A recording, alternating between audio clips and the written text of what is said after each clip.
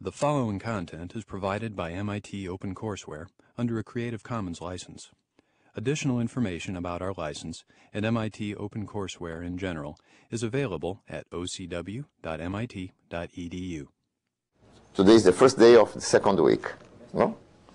So I will begin to give you a brief presentation of what we have been doing the past week and what we will do this week. Okay? But for understanding that, I like to present some ideas. The idea of Sean is that the way professionals think as they are working is very important for their capacity of tackling problems, and the awareness about this, the way we are thinking, it's very important too for increasing this capacity and for expanding the way we can learn from the situations.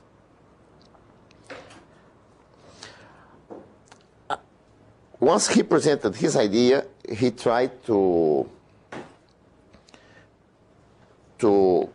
criticize technical rationality, and all the development of his idea is in this framework, criticizing technical rationality.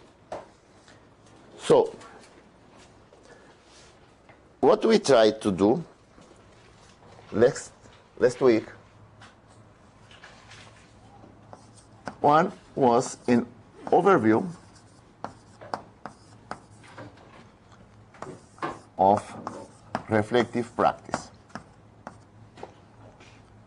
And we did an exercise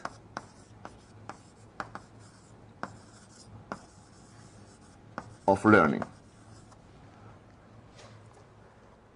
The purpose of this exercise was to prepare for the week, because all the process of the course is a process of learning. So the idea was to help you to have an experience that should help you to understand what should happen later. The second day was about reflection. Do you remember? Reflection is a kind of exercise that we can do, and we can get two main results from this exercise, from reflection. One is that we can discover knowledge from our experience. We can improve our understanding about the experience using reflection. Hi. But the other thing that's very important in reflection is that we can understand better how the reflective practice works. Okay? And we made the exercise of critical moments.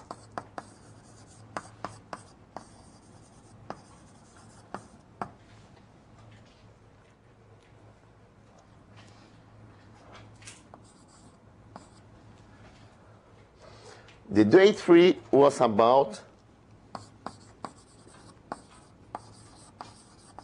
knowledge generation. Oh. The intention here was to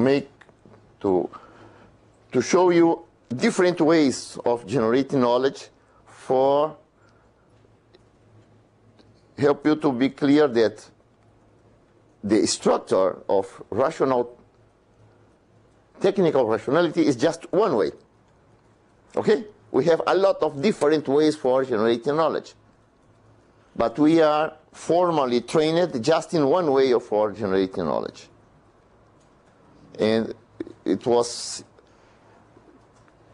a way to expand the understanding of the kind of cognitive challenge we have when we are working, by saying different ways of knowledge generation. Okay? And the exercise we made was examples, no? Of knowledge generation.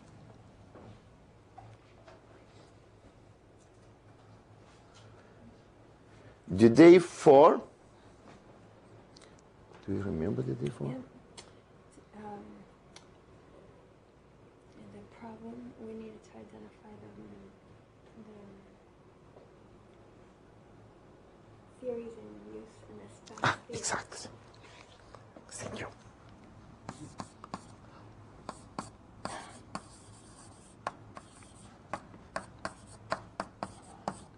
Yes.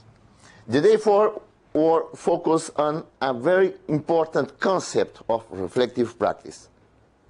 Is that the concept is of theory in use. Theory in use is the way we organize our thinking and our action in the moment that we are acting, mostly in a tacit way. Always we are acting, we are thinking about the object of our action, we are thinking about the action in itself, and we are organizing our action based in this way of thinking that we have at the moment we are acting. It's too complicated. Okay, yeah. And we are, most of the case, we are not aware about this theories in use. We just use it. No, we made some exercise of that. No, we try to describe some theory in use, and we talked about espoused theories.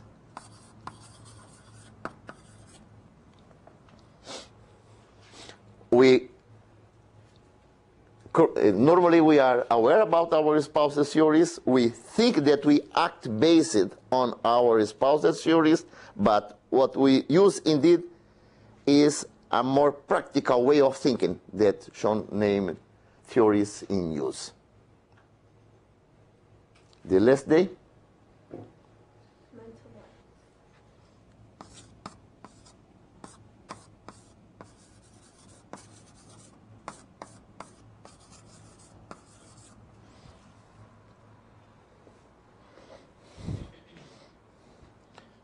Mental model is the construct we have in our mind for acting. It's a form that we give to our theory in use. We don't think with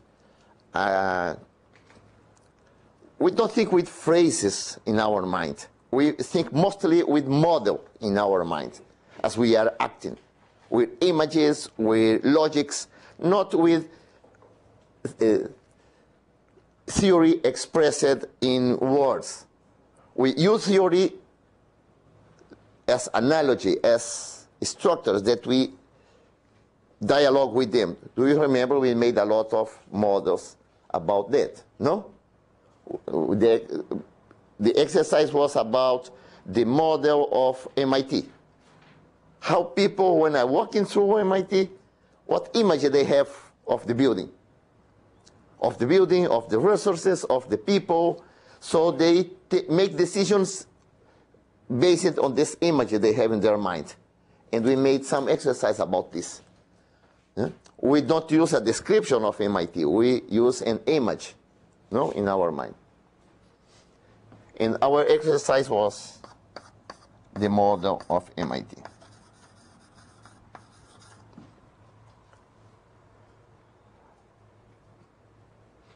In these first 5 days, we give you some elements of reflective practice.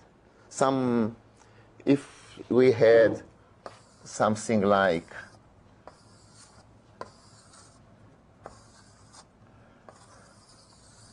if this is reflective practice, we gave you some components of this object. What we will do this week, we will try to use what we have learned mainly in two things, mainly.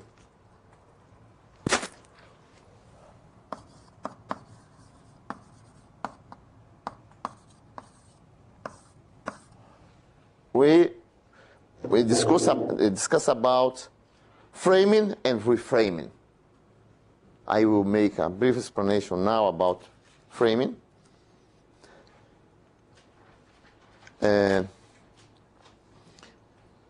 first day today will be on how we frame situations. Do you remember the problem we have with the exercise of reframing here that was presented here? Do you remember? The exercise of reframing in Framingham situation? Remember? This exercise was not so easy, okay? The group tried to make the exercise, but what they made was to describe different frames, but they didn't make the process of reframing. Remember? So, we will come back to this exercise, and we work on it for 3 days. We will try to make the process of reframing. And one reason why it was so difficult, that exercise, is that before we are able to reframe something, we need to be clear about how we are framing it. Okay? So the first day will be about frame. How we frame situations. Okay? The second day will be about assumptions.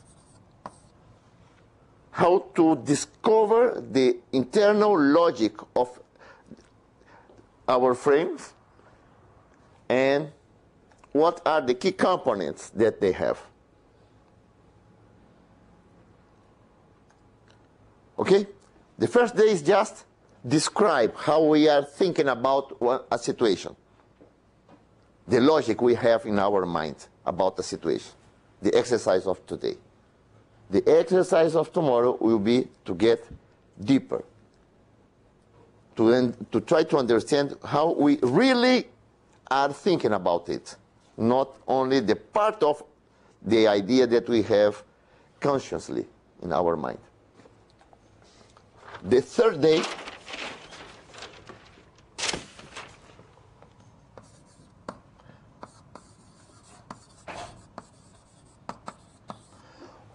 will be an exercise of reframing. So we will prepare for the exercise of reframing. And the third day will be dedicated to that. These 3 days will be about the same object, a situation in Framingham. It's very interesting because in the book of Sean and Martin Rain, they treat with this kind of situations. Urban development is what we have in Framingham.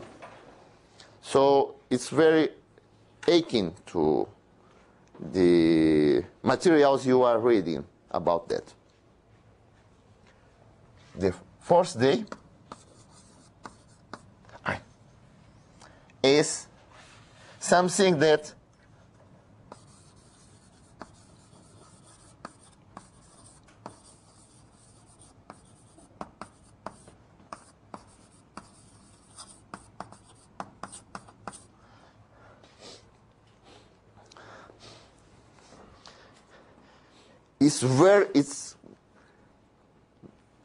its importance is increasing in the current times. How to go from the kind of creativity we are able to do in methodologies, to be able to be creative in concepts. the reframing, to be able to be trained in doing reframing and reframe our approach of some situations will be very helpful for being conceptually creative. We will make an exercise of construct concepts and modify concepts. A very old book of Sean named Displacement of Concepts, he treats this, some elements of that. We use a method a bit different he used in his book.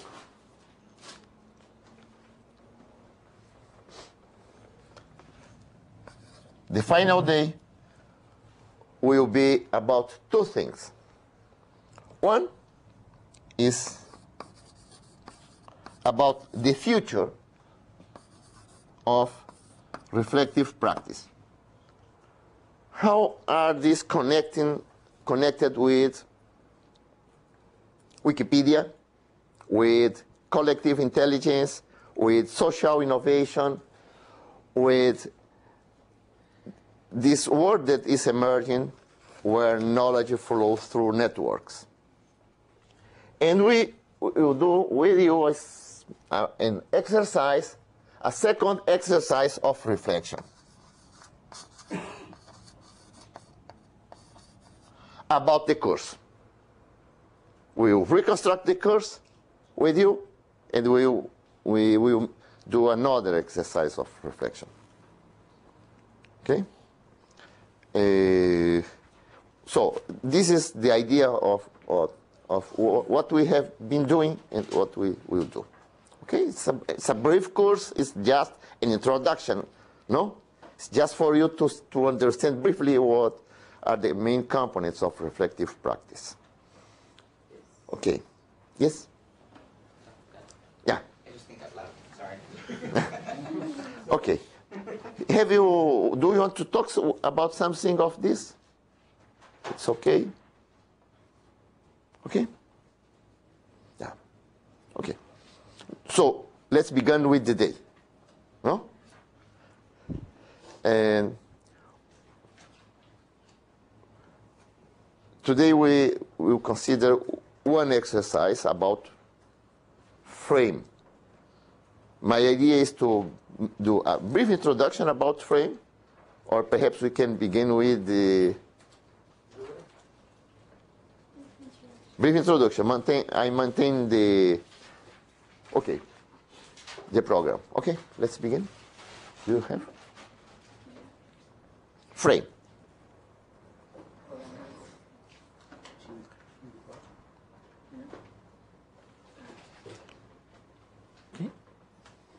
Okay.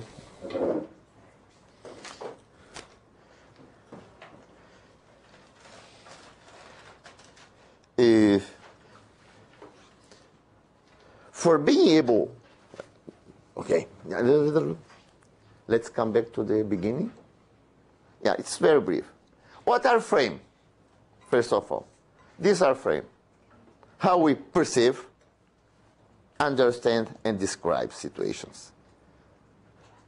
It's not only how we describe situations and how we understand, but it's very important how we perceive the situation. Okay, different people may go through the same situation and they will perceive very different components of this situation. We, in some sense, are picking different elements and trying to make sense of them. Okay, please. Okay.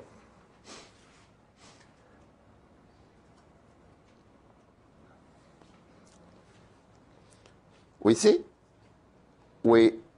We think that we are saying the same situation if we are a group of people, but each one are saying different landscapes.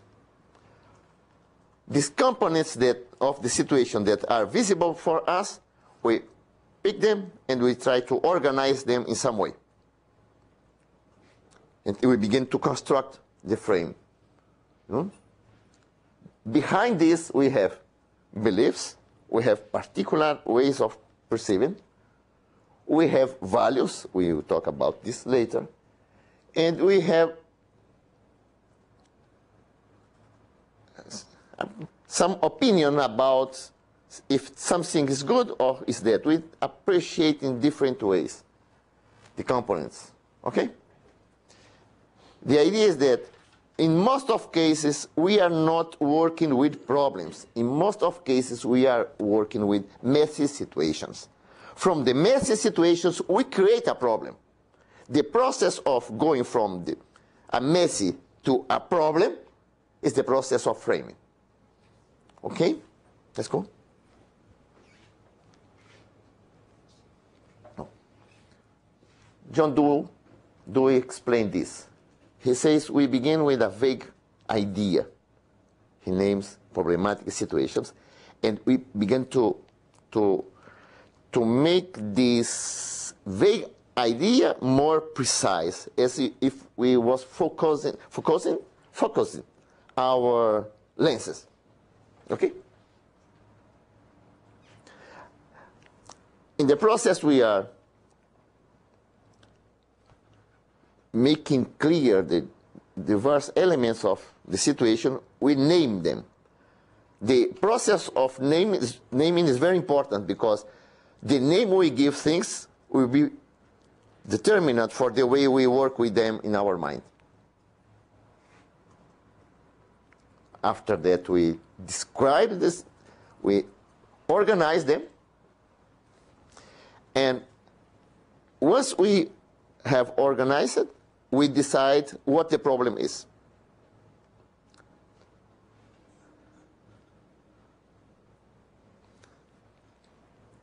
I think that this process is very clear for understand how we are going from the messy to the problem. Okay?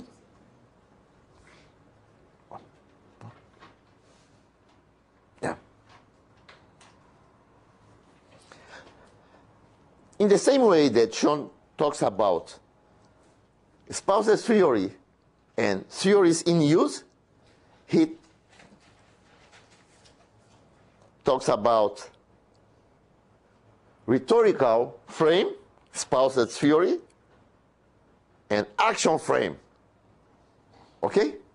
Or spouses policies and policies in use.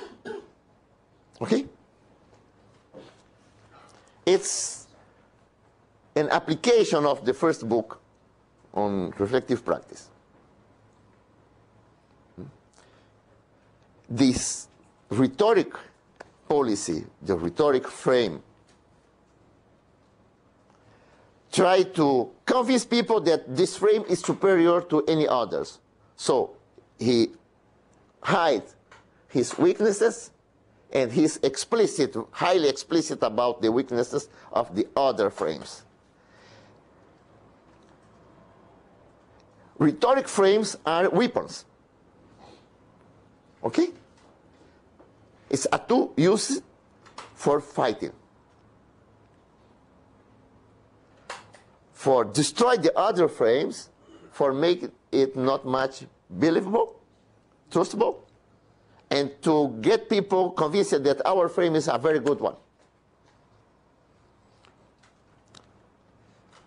Analyzing this kind of problem, Edward de Bono, we talked about him last week. His work is on creativity. He explained that in a polemic, the frame that wins the other frame is not the frame that is superior. It's the frame that is able to discover the weaknesses of the other frame and is able to hide his own weaknesses. Okay? So we should not give so much importance in a debate about who have won the debate, because the person who won the debate may have an idea that's worse than the other, but just he's more able to distract the other ideas. The rhetoric frame is, in this sense, a tool for fighting the combat between ideas. Okay? Okay. Give me one more. Yeah. Frames work with metaphors. Always. when we create a frame for a situation, we always call to a metaphor for helping people to make an analogy. In the case that Sean and Martin Rain treat in their books, they used the idea of disease for treating the problems in urban development. And it requires sanitary treatments. But it's important to be aware that every way we create a frame, at the same time in our mind we are creating an analogy, a metaphor that we will use for thinking about this frame. Frames are not things that emerge from scratch. It always emerges connected to a metaphor. To change the metaphor is a very important way to change frames.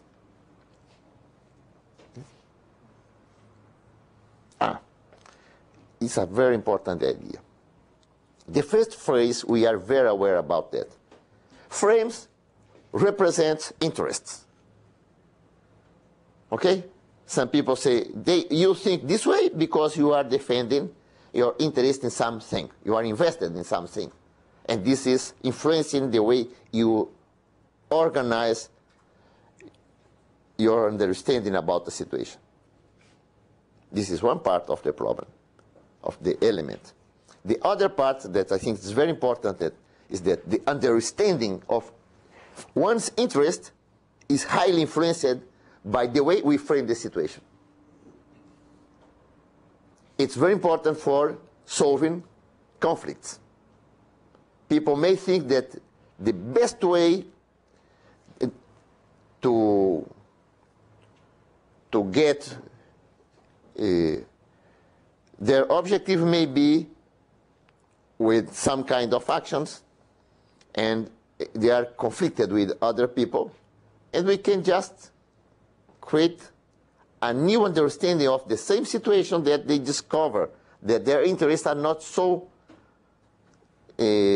conflicting with the other people, and we can solve this situation. All technique of solving conflicts use these second components, that the way that we are framing a problem will influence the way we perceive our interests in the problem. Okay?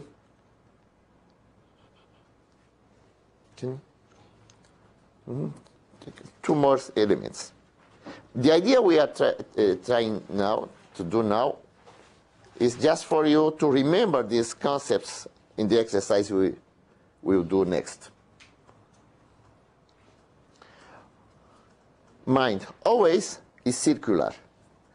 We create a theory about something. Our theory answers all the questions we have about it. It's very difficult to discover the frontiers, the limits of our thinking. So we always understand that our framing is consistent, is logic. And in some way we try to construct a logic. Sometimes it's very difficult to do that, but we always do. And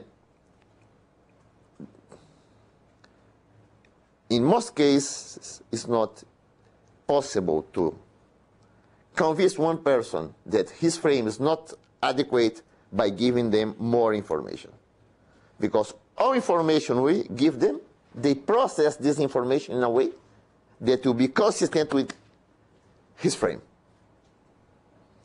So the most effective way for changing the frame of one person is going to the structure of the frame.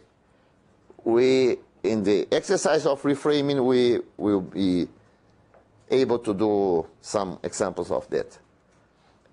The sole information is not enough.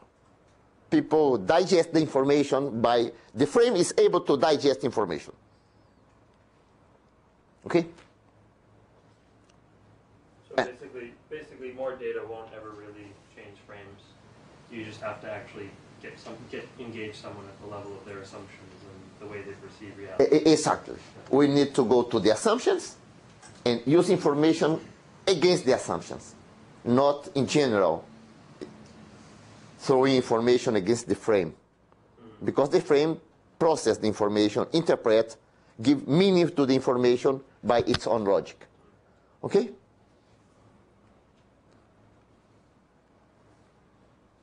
Yeah. And this idea that most frames are tacit. We are not aware the way we frame situations. We are not aware of how the other person is framing his situation, the same situation. So this unawareness of the way we are framing and the other person are framing too makes much more difficult the understanding when we have different frames about the situation. The way to solve this difficulty is try to make the frames explicit. Yes? Well, and finally, what Sean and Martin Rain tried to explain is that when we are discussing about different frames, we need to be able to go to the other frame and to come back to one's frame. This movement of going to the other frame, looking for the meanings that have in this frame, and to bring to our frame is very important for making a dialogue effective. Okay, we need to be able to some people is very effective defending his frame, but for achieving agreements it's not necessary to be able to defend our frame. We need to be able to go to the other frame and to bring their meanings to our own frame. Okay, this is the introduction.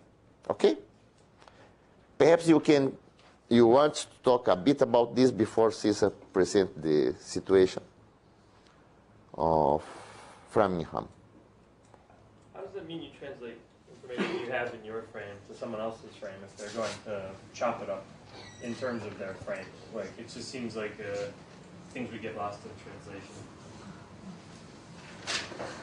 I'm not saying it's impossible, but it's hard to do. It is hard to do because one is that the way the other person constructs the meanings in their frames is always disturbing to our own frame. We have not pieces that fit exactly. We need to take how they are presenting the problem. So an example.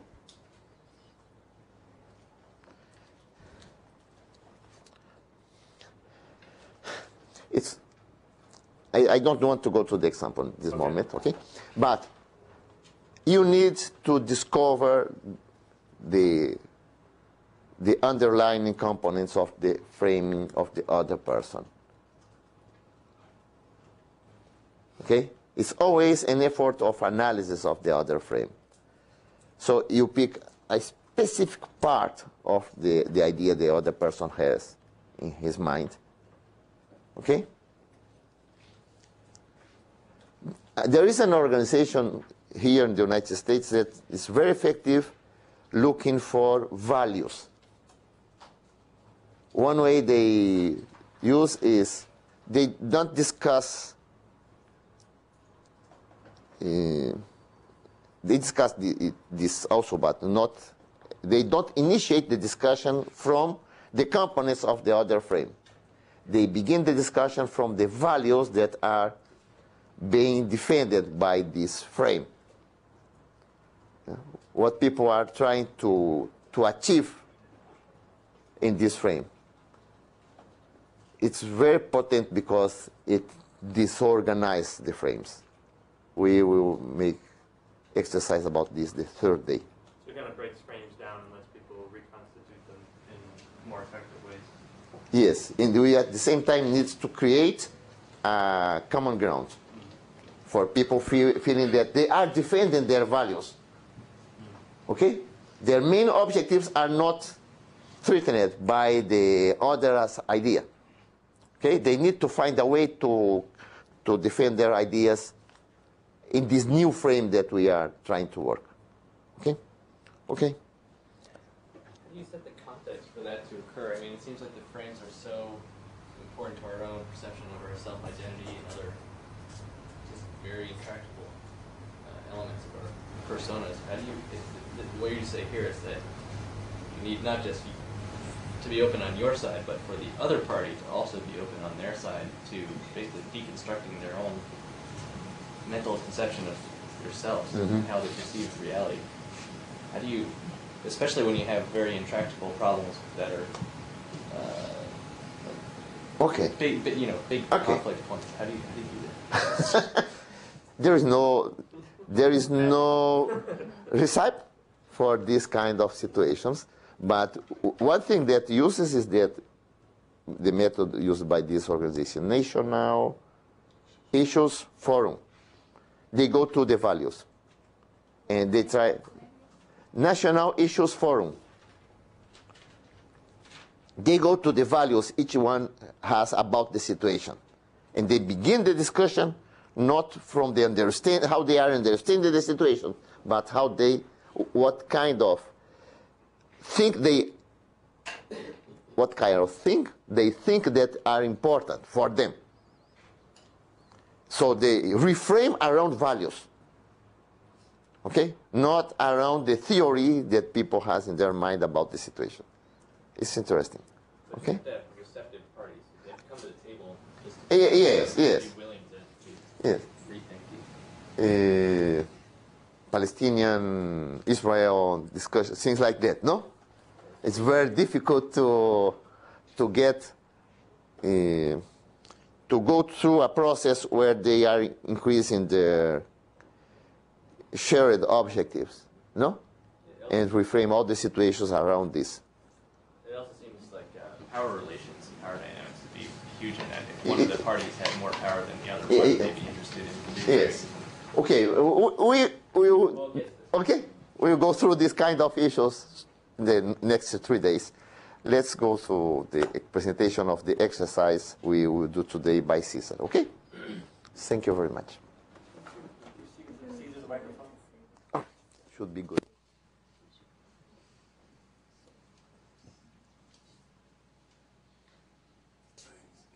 Good morning, everyone. Good morning.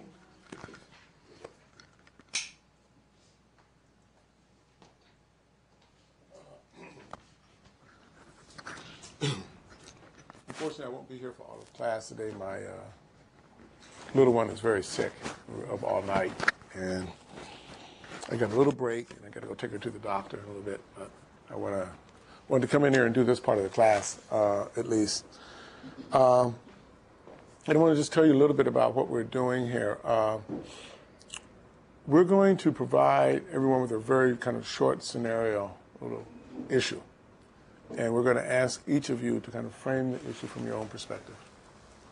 And we're going to have you do that individually. Then we're going to have you each report out your own framing.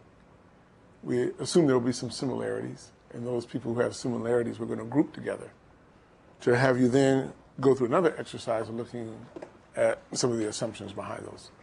So so you're going to go from individual to group and then kind of report back out again to everyone. So it'll take the rest of the day for us to get through that because of the different stages we have. But I want to give you the situation. But actually, before giving the situation, I wanted to say just a couple things about what Sebastian was saying. And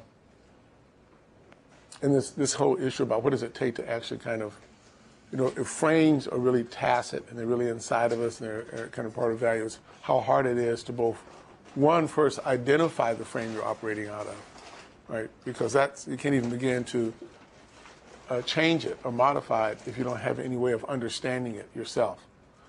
And then the next piece is how hard it is to actually then engage in the change of that frame, even once you've identified it. And it is interesting in our society and in the world, we have some really powerful examples of that where even though they're tensions between different frames, one side can offer a reframing that actually gets the other side to rethink about what it's doing, right? And one of the examples I really like to use in a lot is the shift of power in South Africa and the establishment of Truth and Reconciliation Commissions, which put a totally different frame on the issue of what was going to happen when, blacks became in control of economic and political resources. There was a lot of fear about retribution, a lot of fear, and it was driving a lot of what the responses were about. With the reframing that, no, we're in a different kind of process, we're in a healing process, not a retribution process, opened up opportunities for other people to reframe the way they were going to be engaged with what was going to happen in that country. And I think we can find lots of those instances where one side takes on, where I say takes the risk to reframe from their own perspective, which is always, for me, a really vulnerable act. It usually requires someone to be very vulnerable to do that. And most times it happens from the person who has the least power, as opposed to the people who have the most power, which I always think is very interesting. But today, to get us started, in the class over the last week, there were a couple of times we heard reference made to what was going on in Framingham, Massachusetts, and Uma did some of that. And we thought that there was something very particular about that case, that if we looked at it for a little bit and kind of put it out here as an issue, it would be a good exercise for people to kind of start thinking about framing. And so I'm going to tell you a little bit about the situation. And what I want you to do is pay particular attention to how you're thinking about it and how you're framing the issue that I'm presenting to you. And what we want you to do, right, is write one sentence that's defining what the problem is after I do my presentation. One sentence, okay? So we're going to build your framing concept, and we want to start with you basically listening to me and paying attention to it, and then after I present, we're going to give you a few minutes to just kind of think through your notes and thoughts, and then come up with one sentence that, from your perspective, defines what the problem is, okay? So I'm going to give you a really brief, quick history of some of the Framingham stuff, and it's not going to be overly accurate. Yes, sir? Is that the frame we're going to use for the next, or is that the example we're going to use for the next? We're going to use Yeah. for the next 3 days. Yeah. And we'll elaborate on it. Can I use some of this?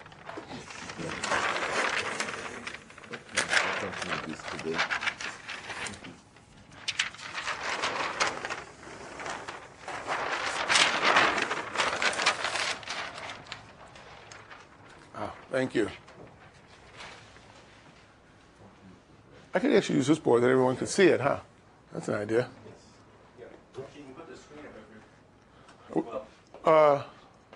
That's a good idea. Where is it? Okay, got it. Can you help him with the screen? Thank you.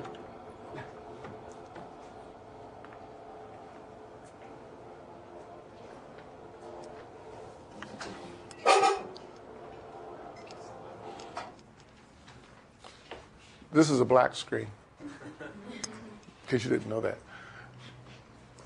Maybe we'll turn it off, maybe we'll leave it there. So I'm actually not going to draw much, but let me just tell you a little bit about the situation here. So Framingham is a community located a little west of Boston. And have any of you ever been there? I grew up right outside of there. Oh, good. You can correct everything I say. Okay. You, Paula, you can correct everything I say, too. I actually go to Marlboro. Oh, okay. Yeah, I do work Okay. actually in Framingham. How many of you been on Route 9? I lived over Oh, my goodness. Okay, so I need to give you a little context. Okay, so going out of Boston, there's a road. I'm not going to draw it north-south. I'm going to draw it up-down just because it makes it easier for me to hold the context. There's a road that goes out of Boston called Route 9. Route 9 is a very interesting road, right? Because it's one of those roads that they built. I'm not even sure what they're thinking about when they designed it, because it's one of the places where you can only turn around every 3 miles or something. You know, it doesn't quite make any sense, right? You drive down this road, and if you want to go around, you have to make a right turn and figure out some way to get back to the other side of the road and come back down.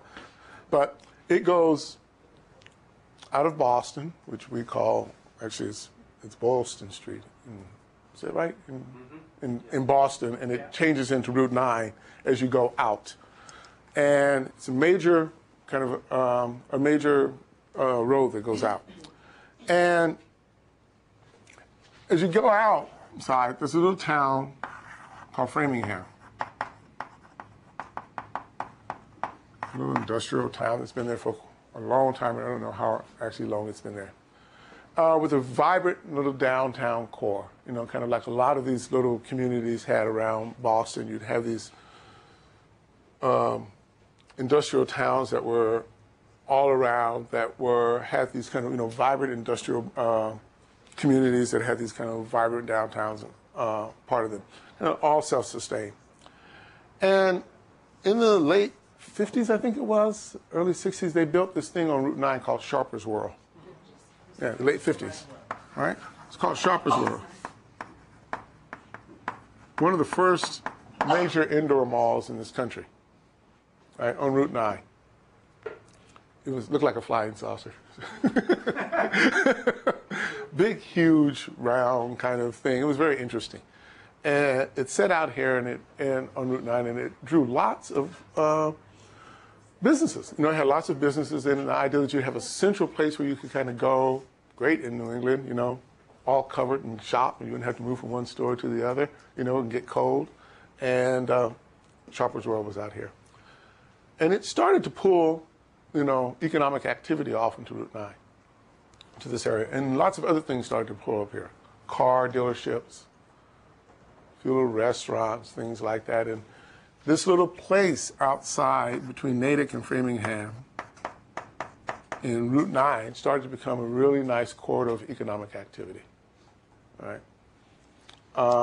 Both sides of the highway, once you get to certain points, starts to build up with nothing but, you know, businesses of different types.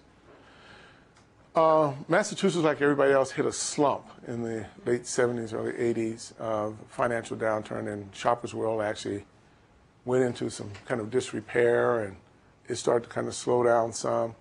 But it was also a time as people were starting to think about some of the broader viability here, and they started to build another mall, actually in the late 70s, called Natick Mall, which was 5 times as big as Sharper's World. And they started this construction on this very huge mall. And by this time, there was lots of activity going on here. So now if you drive out to this place out here, I always find it confusing because people say, you know, I say I'm going to the Natick Mall, but I actually don't really know where I'm going, you know, because there's like one big, huge mall that's indoors. There's a whole bunch of them that are connected to it, across the street and everything else. And for me, the whole 3 miles is like Natick Mall, right? It's just everything, all kinds of activity. In the meantime, downtown Framingham basically starts to die off. Business activity in this area starts to decrease and decrease and decrease, and for all kinds of reasons. But I think not the least of which is that, you know, economic activity shifts here to this corridor. It's very, very short drive because downtown Framingham is just right off of Route 9, actually, maybe a mile and a half or so, you know, at the most. And as downtown Framingham starts to drop, at the same time, there's an increased immigration of Brazilians into this community. And I'm not even sure what initiated why Framingham. You know, it's always a very interesting story to figure out why certain immigrant groups end up in certain places. But clearly, there was places of opportunities here. It was a community where real estate values were very low. Rental cost was very low. It's a place you could kind of go live if you wanted to be in the Boston area and still survive, right? Because it wasn't that far away. And in the about 15 years ago, the community started, the immigrant community, the Brazilian community started to build up businesses in downtown. Little shops, right? Some of them were really legitimate, viable businesses, and some of them weren't. And I don't mean illegal in the sense that they were doing illegal activities, but sometimes it's just people setting up something because they could get a spot from a friend and actually set up a little thing and start selling clothes or things like that. And the downtown Framingham started to become revitalized as basically a center place for the Brazilian communities in New England to do shopping, right, and to do commerce. And this started to happen in this area. Though they weren't very organized. It wasn't organized in a structured way where you had something like, a Chamber of Commerce organizing it and really structuring the business opportunity. It was that a space had been basically found and taken over, and people were starting to build that economic activity. Things started to change around. Lots of activity in downtown Framingham. Restaurants opening up to kind of serve folks. And things started to look up in Massachusetts also. And there were a lot of efforts to start to reclaim, through all kinds of things that were happening, both in urban planning, and as we started to think about the viabilities of cities, and people started thinking about the importance of like centers of cities and downtown areas, and they became interested in revitalizing downtown Framingham. They started to do some stuff like think about the main streets and doing some storescapes and starting to make it look better. So the city was interested in how to invest in the city again so that they could actually, property values were starting to rise, different clientele was starting to come in. While this once was a poor community or a community that it didn't cost you as much to live in here, now a lot of people are actually using this as a bedroom community to come into Boston. Property values are starting to go up. Who lives here starts to change. So there's still a strong immigrant community that doesn't move out. Other parts of the city change. And so then the demands for things, sure, you can meet all your economic demand out here, but people also like to have things inside their little town. They start to want that to happen. And so while that's going on, some of the big people who owned property in downtown started thinking about doing major development work and actually tearing down a lot of the buildings and actually building new commercial property in the central downtown area, which isn't that big. And at the same time, the Brazilian community, and these merchants, were starting to organize into a group, and particularly around one building where most of them were located in, and found themselves facing one day a plan to basically take this whole area and redevelop it, and didn't see themselves anywhere in the redevelopment plan. Right? And they started to worry, we're going to be displaced, what's going to happen to our economic activity, how we're going to serve our community. And the developers in the city are thinking, we actually have a prime place now for redevelopment, good opportunity, right off a corridor. There's real interest. Our property values are going up. We have a population we need to serve. And there's really great opportunity here for us to really develop the downtown of Framingham and bring it back to life again. And these two situations are now sitting there in these two communities, even today, trying to figure out what's going to happen next, right? There are some efforts to think about how the community is organized to respond to this. There are other efforts around in the business sides, how to make sure that they are actually upgrading the kinds of businesses that are there, right? We want Starbucks on the corner and different kinds of merchants as opposed to the kinds that are there, which may not track as diverse of a group of people. So that's the situation. And right now, it's not that there's a standstill. There's efforts moving on both sides to try to figure out how to move forward. And some of you heard from Uma when she was here about, activities that were going on to help the businessmen, activities that were going on with developers, opportunities to try to have some meetings together. But what's really clear is that there's not a common framing dialogue to move forward. So my question for you, and the question for each of you to think about is, what's the real underlying problem that you see here? It's going to have to be taken on in order for the community to kind of move forward. Would you do me a favor? Would you write the question on the board so I can think about it? Sure. It's a good question. We actually have a particular way we have it written down on our paper, so I want to make sure.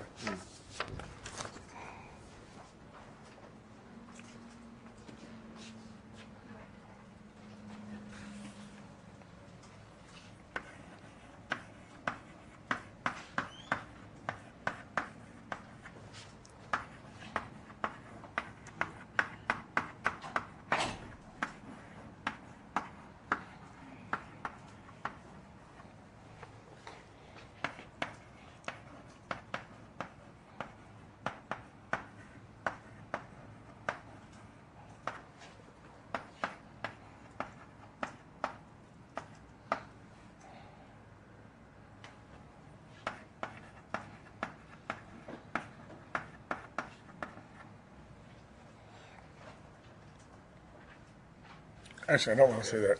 I don't want to say that part. Yeah. We have the same thought at the same time. This is one part of the question. The other part is for you to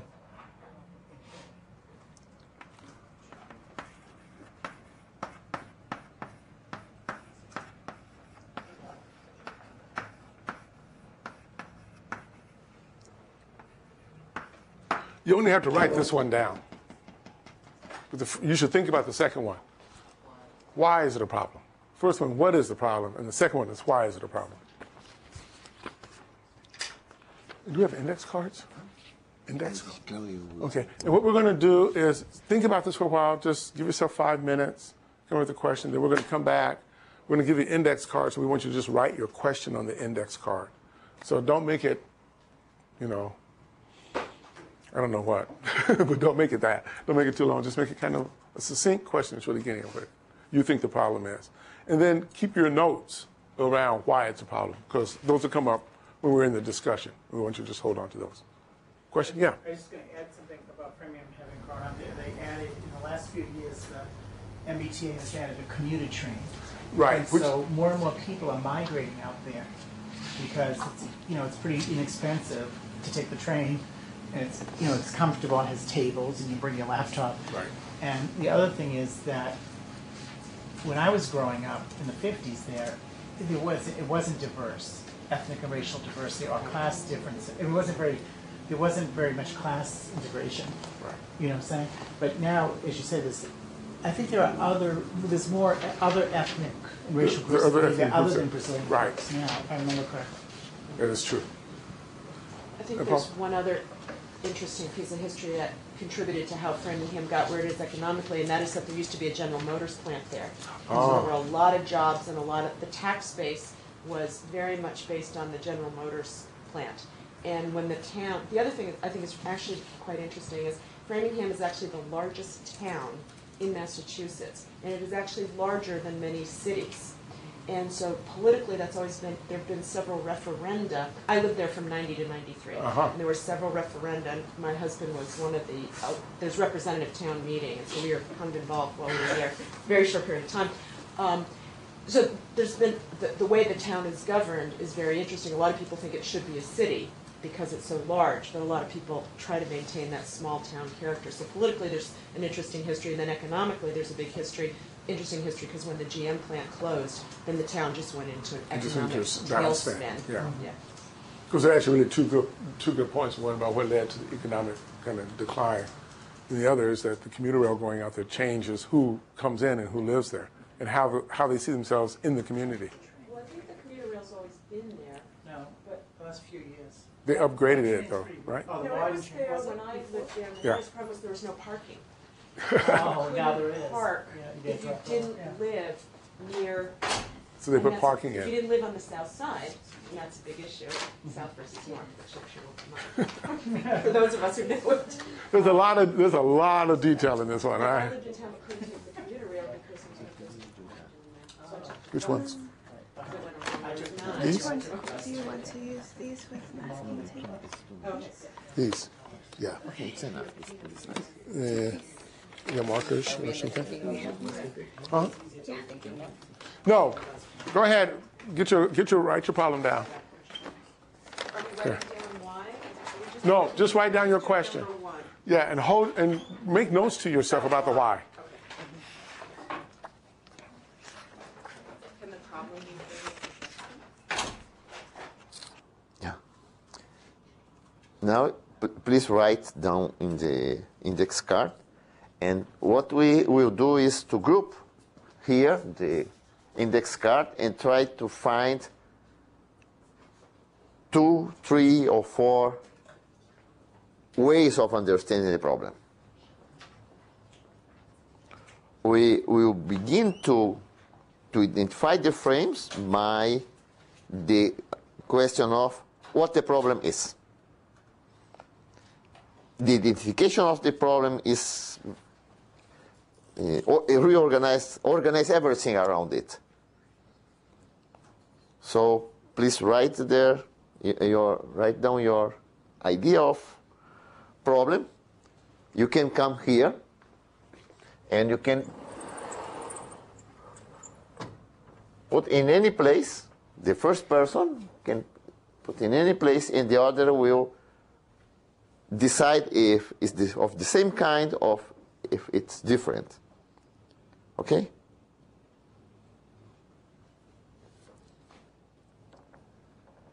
People who have finished may begin to put here in the blackboard. And we have masking tape here for.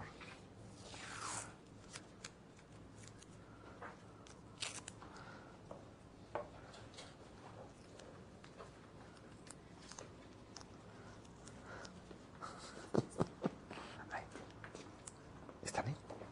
It's too simple. Not a problem. ¿Cómo? Yeah, okay. Yeah.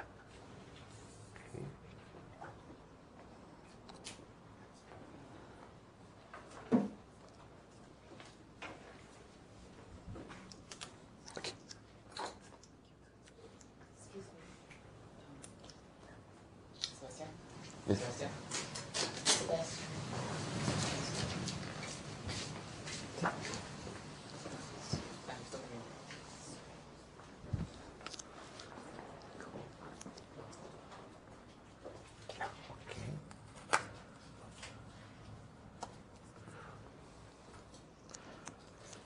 I think that it's a bit different from the first.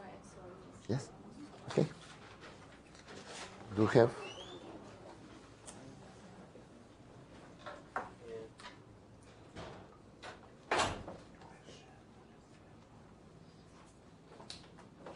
Wait, are we supposed to put the Y as well? No, you don't need in this moment to just what the problem is. Okay.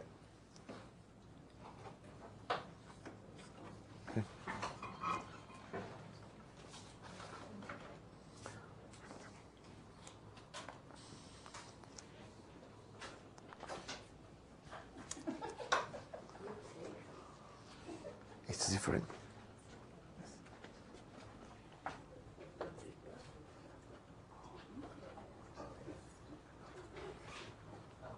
Okay, yes, different.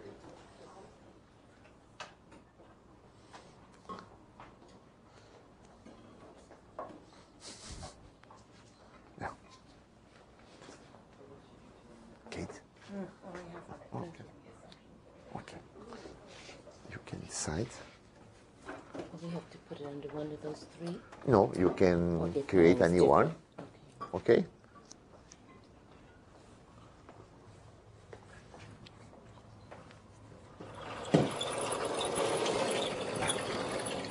Can we take a break after the cards are up? Yes, you need. No, I have to get some coffee. But can we have to ask We, Dan, we, can we, take a break we after just the cards finishing are up? this. Okay. We will make up the break. You're my Okay? hero. Thank Okay? you. Yeah.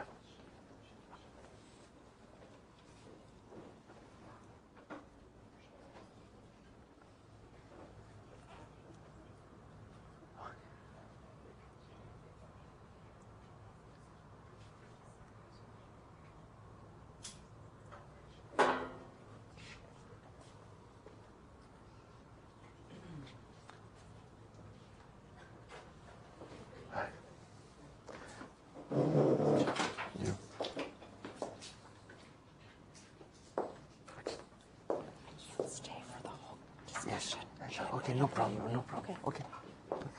But please select where you can put it. Yeah. Excuse me, what do you drink? I am curious about. It's coffee. Tea. Vodka. I was suspecting. In Uruguay, people go always with their yes. Every place in the movies, in the buses, okay, in the trains, you find always the. Okay. You know why? Because you pay $2 and $3 a day to drink coffee or tea. It's cheaper to just make your own. It's like $15 a week.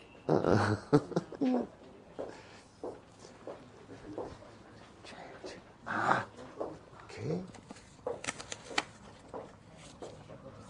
Okay. Okay.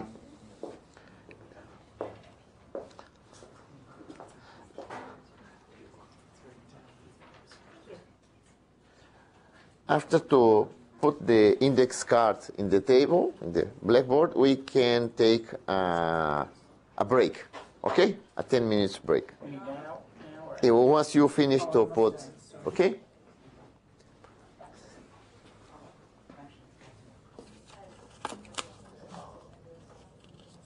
I feel like there's more similarities between some of these things that are, I feel like they're grouping themselves differently. These seem like they're all. Lo que se iba a hacer era que cada persona iba a decir el problema.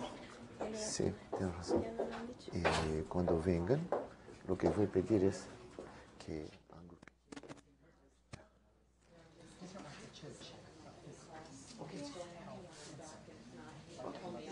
No, we can use... Okay, yes. I know more information.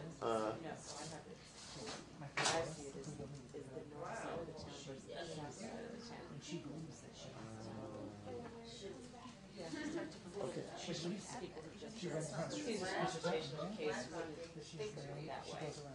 Because it's related to the race of the family. And I think you have to be very careful who you Okay. Thank you.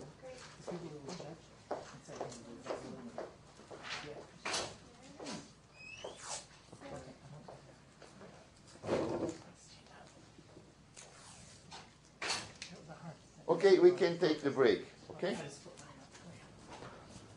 And we can be back.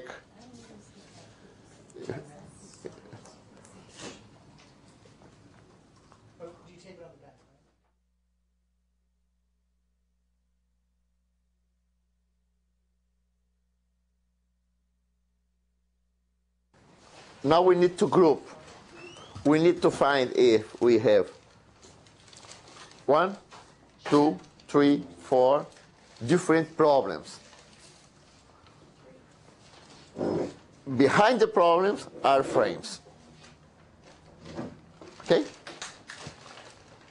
So we will begin by grouping problems as a way to discover the frames.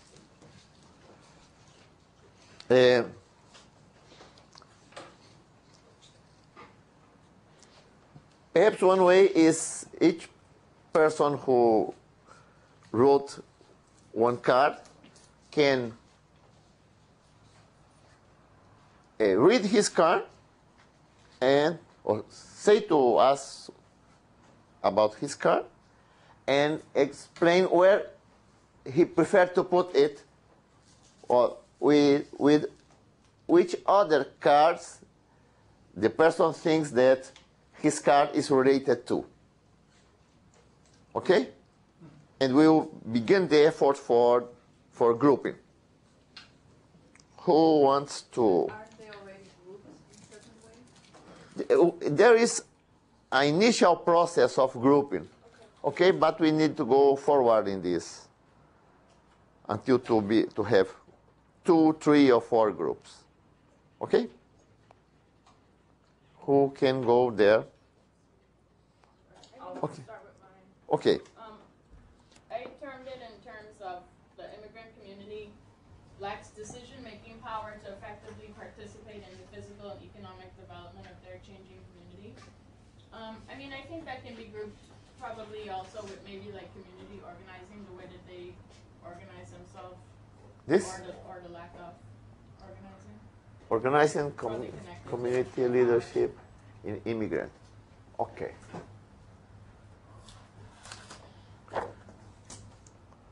You say it must have all connected with this one. Yeah, I think out of all of them. Okay. Who? You? I was thinking about the same thing that she thought about. I had thought about how, in my notes, in my question, I wrote, the problem is who has the power in it. The problem is who has the power in a community revitalization process, and what is the contributions to economic development from the immigrant groups. Okay. I put up Which is your card? It's either top there, right there with the flare marker, next to the green. See the green one?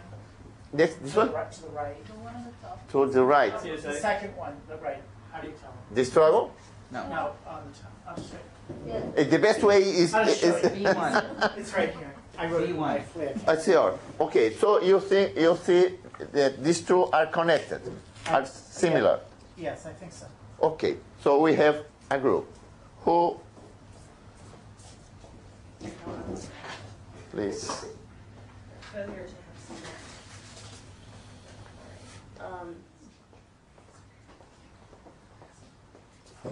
That I felt the underlying problem in Framingham is a failure on the part of multiple stakeholders to engage in productive and constructive dialogue and negotiation regarding the differences and similarities in their viewpoints on Framingham's current and future cultural and economic identities. Yeah. And you see it connected with these other two here.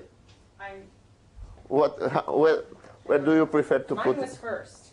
So other people felt that they agreed with word in that. I was first. Okay. Oldest child. So weak relationship between stakeholders and a different view about reality, yes. I guess. I think that's not a good question for me. I think it's a question for the people who wrote the cards, whether or not Okay. I'm going to sit down. Okay, thank you.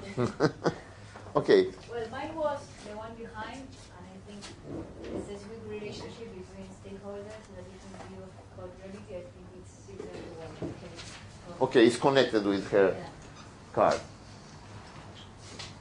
The second one, no? Okay. Who made this one? I'm the third one. Okay, can you?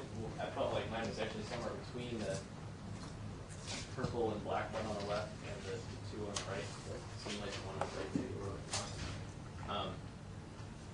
I was thinking that the problem is the way in which value is perceived by the different stakeholders involved.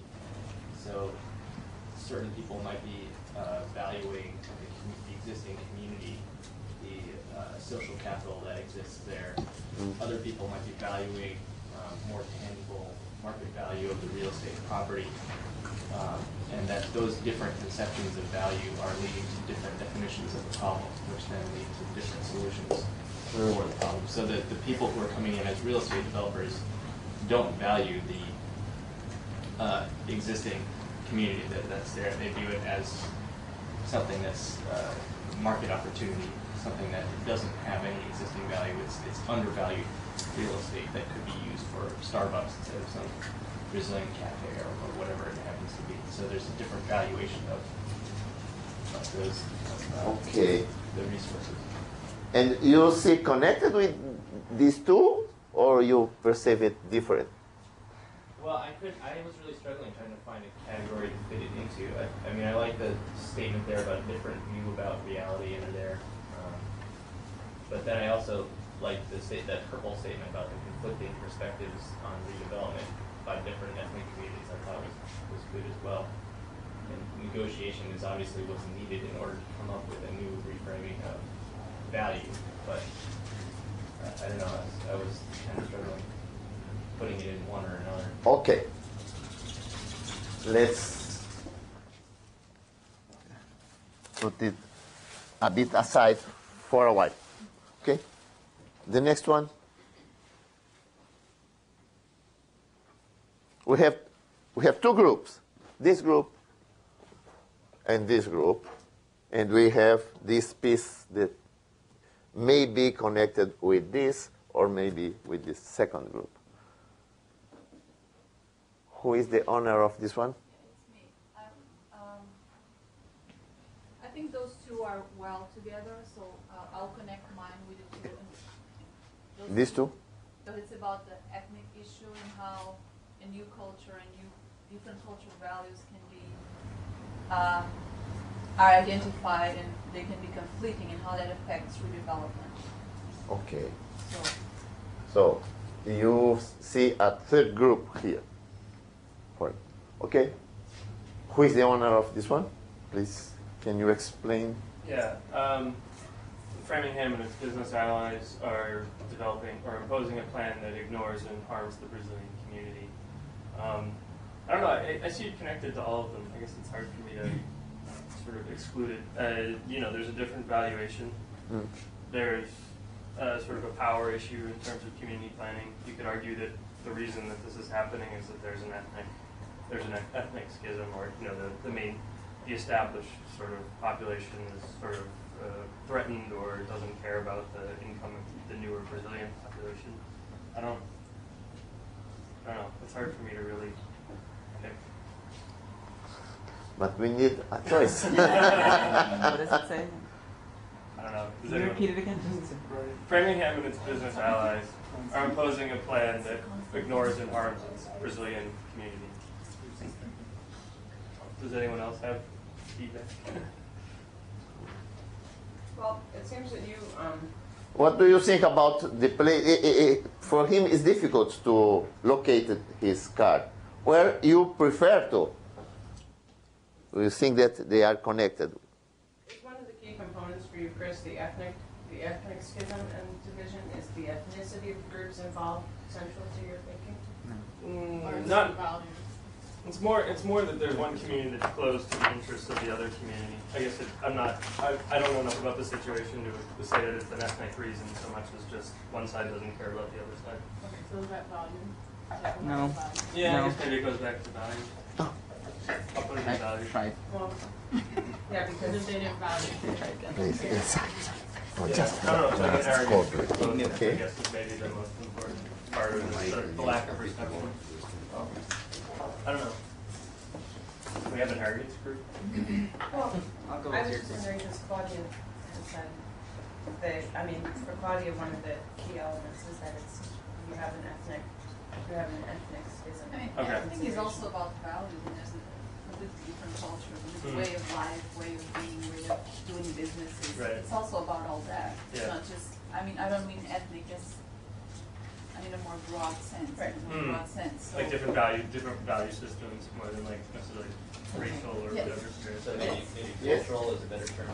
The decision now is, Cultural is a better term. Probably, yeah, probably. I want that my problem should be analyzed, connected to these other problems, or no. Okay? With problem, I think that are more powerful for helping me, my problem be understood. Yes. When you say Framingham, what do you mean? Well, it seems like it's the city. I don't know enough about the situation, but it seems like it's the city government in coordination with maybe some powerful developers, or the Chamber of Commerce or something is imposing this plan. Is that correct? No, but I think I had a similar sense with you about government and city. Yeah, it's like powerful established interests.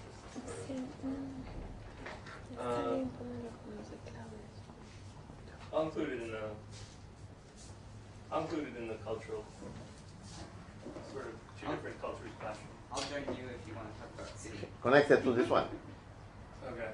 Yeah. Yes? Okay.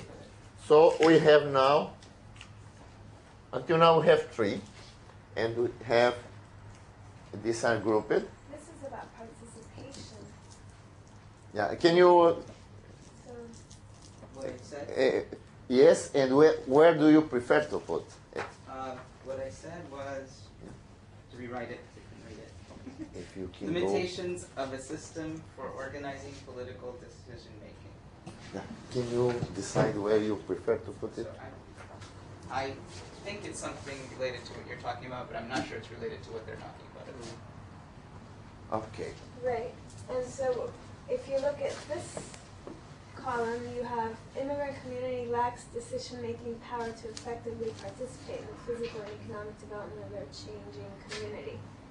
This is related to yours, Renee, and to this one. So maybe these two should be here. I don't know. My understanding is that this is more related with the kind of issues that are emerging here. Okay? The question is this one, no? That we are not sure. Who is the owner of this one? Okay, can you explain? I thought it was a problem in communication and leadership and involving both groups in the planning development. It's the reason why you have resistance on one side. It's not communication with values across both boards. Communications of value, yes. or in values. Yes. In value. Leadership. It's about leadership. I say that goes with the civic competency issue. It's like a capacity and organizing capacity, strategic capacity. Organization, more so. Yeah. It's here? Yeah. No? Okay. Yeah. Okay. Yeah. I have one that say the underlying problem is change. Well, mine's very general. Okay. Where would you like to connect? The thought behind that is that the change in the makeup of the population, in that there's a lack of a coherent vision for the community development due to the change in population. For a common vision about the community. A common vision. It's more connected with this. No? It's more communicating the It's values more of what you were saying, the communication and Yeah, you would prefer to connect with this group? Yes? Or with this one? With relationship between stakeholders, difference of value, concept of value. No? I think that it's more in this plane. Okay? Okay, so we have 3 groups.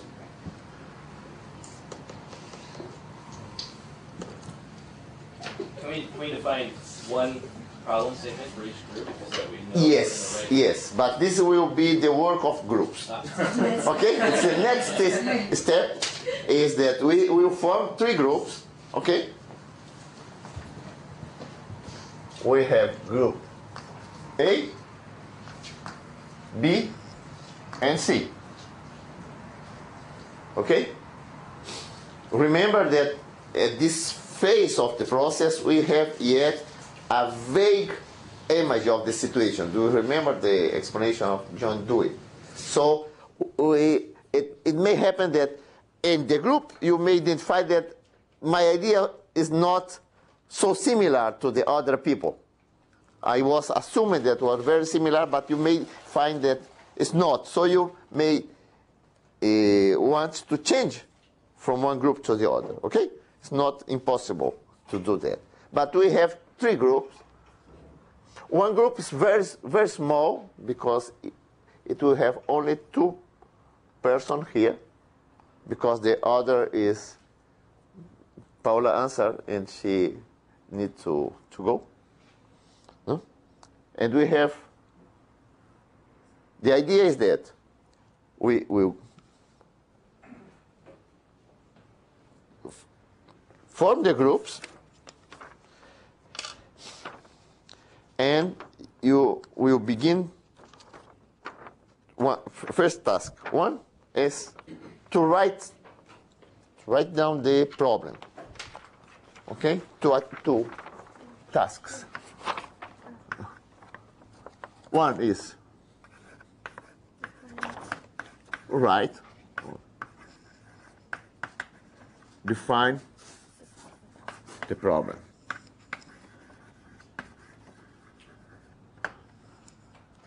In a phrase. Okay? The second is why. Why is it a problem? Why is it the problem? Is that one phrase too, or can it be longer? One phrase too. Why it is the problem? The why it is the problem is about the reasoning that you have for stating that the problem is that. It's about your reasoning, okay? The third task is factors. What are the factors that contribute to the problem?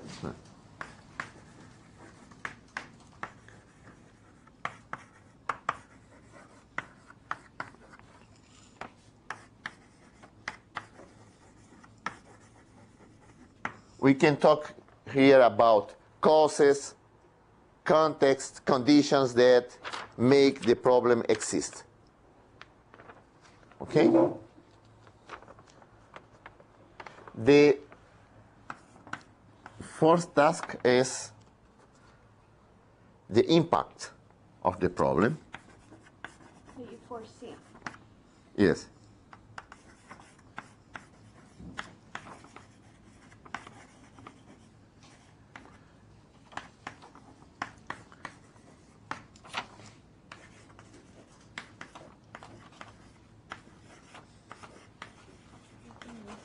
Okay. I think that you can distribute to them from Ming.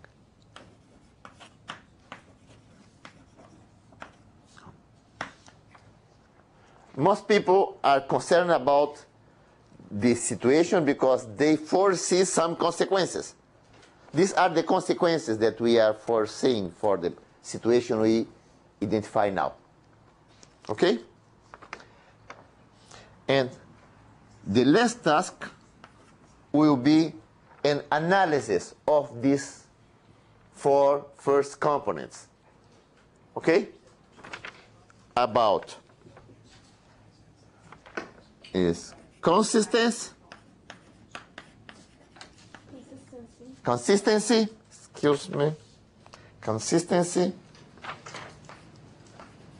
and completeness.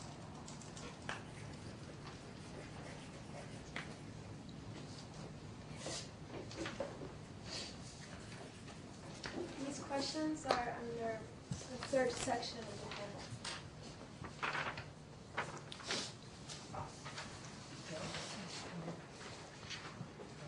The first one is a phrase, the second one is a phrase. The third, I think that will be a list of elements, okay? Or a description of many components operating together. The fourth is a phrase about the future of Framingham, what will happen there in the future. And the fifth task is to come back to the frame that you have constructed and to analyze it, making these two questions, if they are consistent and if they are complete. So, if you find that they are consistent, it's okay. The task is done. But if you find that you have contradictions in your framing, you need to improve it for making it more consistent. Okay? We will have for this 30 minutes. There is a lot of work for 30 minutes. Okay? I think that the last day it worked to have one person controlling time. No? I think that was useful. So this time each group need to have one who will control the time. So 5 minutes for each. 5 minutes for each section. Yeah, almost. 5 questions. 5, yes, 5 minutes for each one. Okay? So the groups are already defined. Okay? So let's go. ¿Sí? ¿Cuál?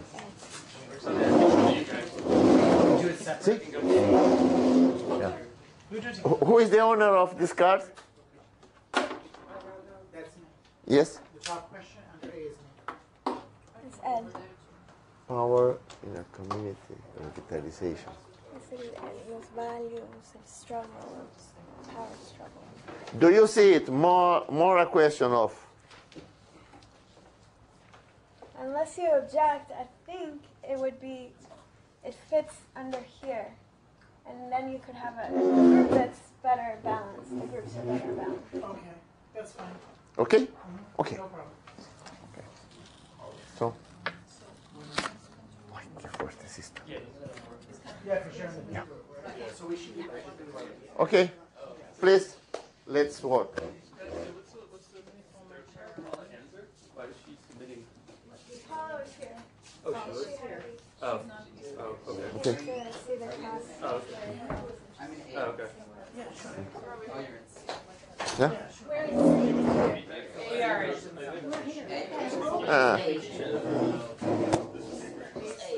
There was a special affinity among you of Group C. Group C.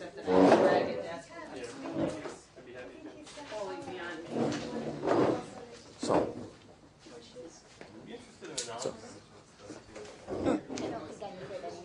Ah, okay. Él sabía de esto, por eso se fue. It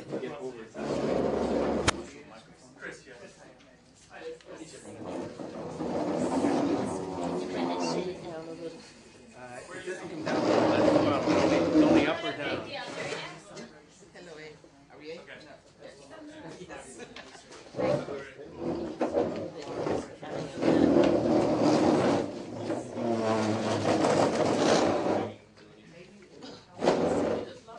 You like this one? No. Oh, I see. I thought you were going toward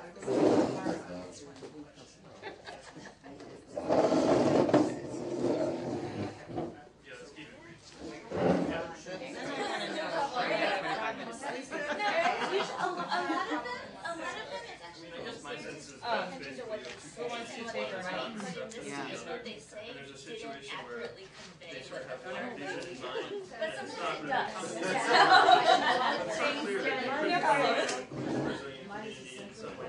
Satisfactory is not even improving the Brazilian communities. Maybe the Brazilian community would be happy with a new version, but they haven't even asked them, they haven't tried to work with them, they haven't learned what they want. They haven't tried to get creative and sort of integrate those tools. So The center core for me here is a lack of facilitated dialogue. It's just a lack of people talking to one another and proper mediation. There's sort of two different Neutral sets of parties experts were in two still different facilitators. worldviews, and the sort of the And part of my dominant assumption community is in not that is interested in trying the to basic integrate ability of people with a common interest and the capacity in the human neurology for logic they're just very close. to be able to come to some sort of organized understanding, not necessarily compromise, but And interesting that you said democratic, because when I first put up my word up there, I just put democracy. What's the problem? And then they asked me to be a little bit more specific about what. well, I think that my definition of the problem is that that there's a lack of productive dialogue and negotiation. Yeah, sure. Yeah, but Maybe it's interest. and I also Yeah, the organization. Then he also said that then the plan was developed without. I wanted to say was, I think in that, I'm also presuming in this. Well, That's that's really, interesting. that's No really one interesting. That's why I was thinking of it as a problem of democracy. properly consider it less of a participant or less valid. And it was interesting, And I think that that it's falls the under system that between us and one of the other categories. organizing The political community is decisions. perceived, and They weren't included included. Well, maybe, well, as powerless or unorganized. were they or weren't they? Or not I don't know. negotiating. Did they vote? Facilitated that. Well, right, no, but I mean, I don't mean voting on a plan or not voting on a plan. I mean, did they vote in electing the town council? Did they vote in, that's what I mean by vote. Because, I mean, for me, it's more of a, we're here because there's a system that exists. And in order to make decisions, there's a way to participate and there's a way that you can't participate. In other words, like if there's a majority vote for X and you're in the minority, you can be upset about it, but that's how it works. No attempt to integrate or those two Or did they? Right, so they're not. So they're not a part, exactly. So that's why it's the system. It's not necessarily Like it goes back to that they constructive dialogue. are talking about the plan or not talking about the plan. It's just democracy as we structured it in this particular country, state, city, or not even city, town, that results in conflict of interest. And that's why we have a problem, they can't move forward. That, it points out, it brings out the strengths and similarities in the conduct. And presumably both sides share a common goal that they think the community. Actually, I think we should say no attempt to integrate. And that's the way the U.S. is done. If you're a citizen, you can vote. If you're not a citizen, you can't vote. And that's not assuming that some immigrants are citizens or not. And again, I think we've been negotiating process. There are some that probably are, some that probably are not. Be able to point that out in a way that both sides can hear it. It should not be organized. They are not integrated. Start They're here. separate. No attempt to integrate conflicting cultural perspectives, interests, lifestyles, and contributions to economic development into a mutually beneficial. Maybe we should put the chart on it right now. Okay, sure.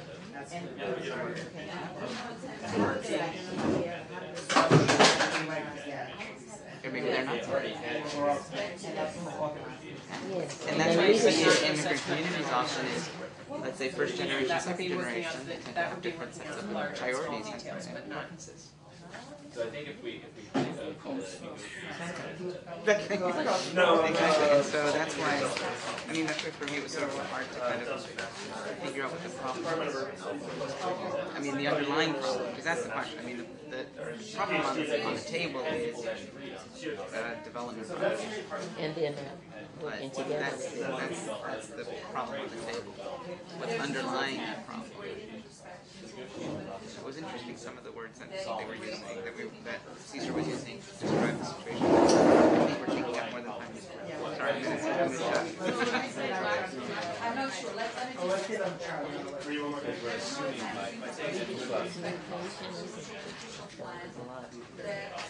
But that's the point. What's the problem? Do they have any interest in participating? well, that's what we would do in the negotiation process, but I guess They're not working together. They're stagnant and not moving. the question is, Yeah, right. Saying different power structures, as you were saying. Well, I was just wondering, If you're a citizen, you have power. If you're a resident alien, you don't have power in this country. There's no attempt to integrate. And if you're other than something else, then you absolutely. And I'm not sure that we know enough about it to know exactly what that is, but I think we can start to at least put together some assumptions or some sort of set of thoughts about what we think that underlying problem is. Departing from the negotiation, it's really, I feel that it's a lack of productive dialogue. I mean, negotiation is sort of secondary. They just have no ability to talk to them. But dialogue about what? I mean, the question in my mind is, like, say you have person A and person B, or group A and group B. They both share the same sense of what should happen in the future in this town, right? There's some sort of change that's going to happen. If there's 2 parties, or 5 parties, we don't even know how many parties there are. If there are multiple parties, multiple stakeholders, and they all share a common vision, then the purpose of the negotiation is to just realize that what you're talking about is that there's conflict, right? We know that there's some sort of conflict between multiple parties. So the purpose of the negotiation is then to resolve that conflict. So our purpose here is figuring out what's the conflict, not the conflict isn't people not talking about one another. The conflict is that there's some sort of underlying differences between those 2 parties about the way that they want to move forward with change in their community. So what is the underlying conflict that those people are having that means that we have to have some sort of negotiation process to come to a resolution? So the problem is Well, I mean, are they going to be linked? I mean, it's almost like you might be pushing them out. a lack of clear understanding between the 2 groups of what they want for the development. Yeah. Right. If they can Right. clearly state what their goals are for development, then there's a base from which to start discussion. All right, so They might, Problem is to clearly right. define what was it? The first thing you said? A lack of. Yeah. Lack of coherent vision. That's what I wrote when I was trying to figure out what to put on the card. Right. That there's clearly, each group has some idea what they want, but it's not clearly expressed. And once it's, what I was thinking was the mental model. If each group has a mental model, Right. if they did, which would involve the discussion, if they could each clearly define their mental model for the development, then perhaps they would have a starting point from which to identify similarities and the areas that are the biggest dispute. But even there, we're still not at the root of the problem. We're still at the solution to the root, finding what the root is. That's like a process. That's a process for achieving a solution to the problem. That's not a problem. The process of creating a mental model because of the new term, Right. because this is a term that doesn't hit with me. If they could, each group could clearly identify, enunciate, whatever, their vision, mental model, or whatever you want to call it, for the development of their community. Right. I think that's a good problem statement. A failure on the part of the stakeholders to clearly enunciate and present their. I think that I just want to kind of rephrase that slightly to say that it's not the inability to frame it, but different. I mean, different visions. It's not the inability to articulate the vision, but the fact that those visions are conflicting with one another. Well, we know, we're not sure. Yeah, so it's really the perception. Perceived as conflicting. Right. It's really the perception of conflict. They are thinking the same, but they're not talking. Sometimes that's what happens, like 2 groups are thinking about the same, but they think they're thinking. Well, I think it's a combination of this. So we need a problem statement. So is it the perception that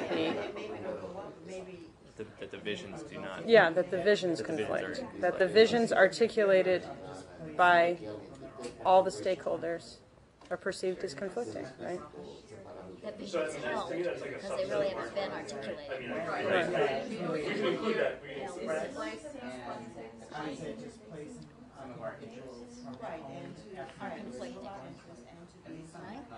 Right. So why is it the problem? That makes sense because that then sets us up for a problem solution statement that dialogue will lead Why to is the it a resolution. problem? Because Decisions have to be made. well, and it cripples any process. It's crippling to the process of moving any portion of anyone's plans forward.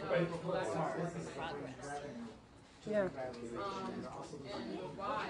To me, you're sort of destroying an asset to put in another asset. But if you could integrate the assets, that's what I Lack of facilitated dialogue. sort of like a greater total good. I mean, it's like Oh yeah. create value, not destroy. Lack of facilitated dialogue.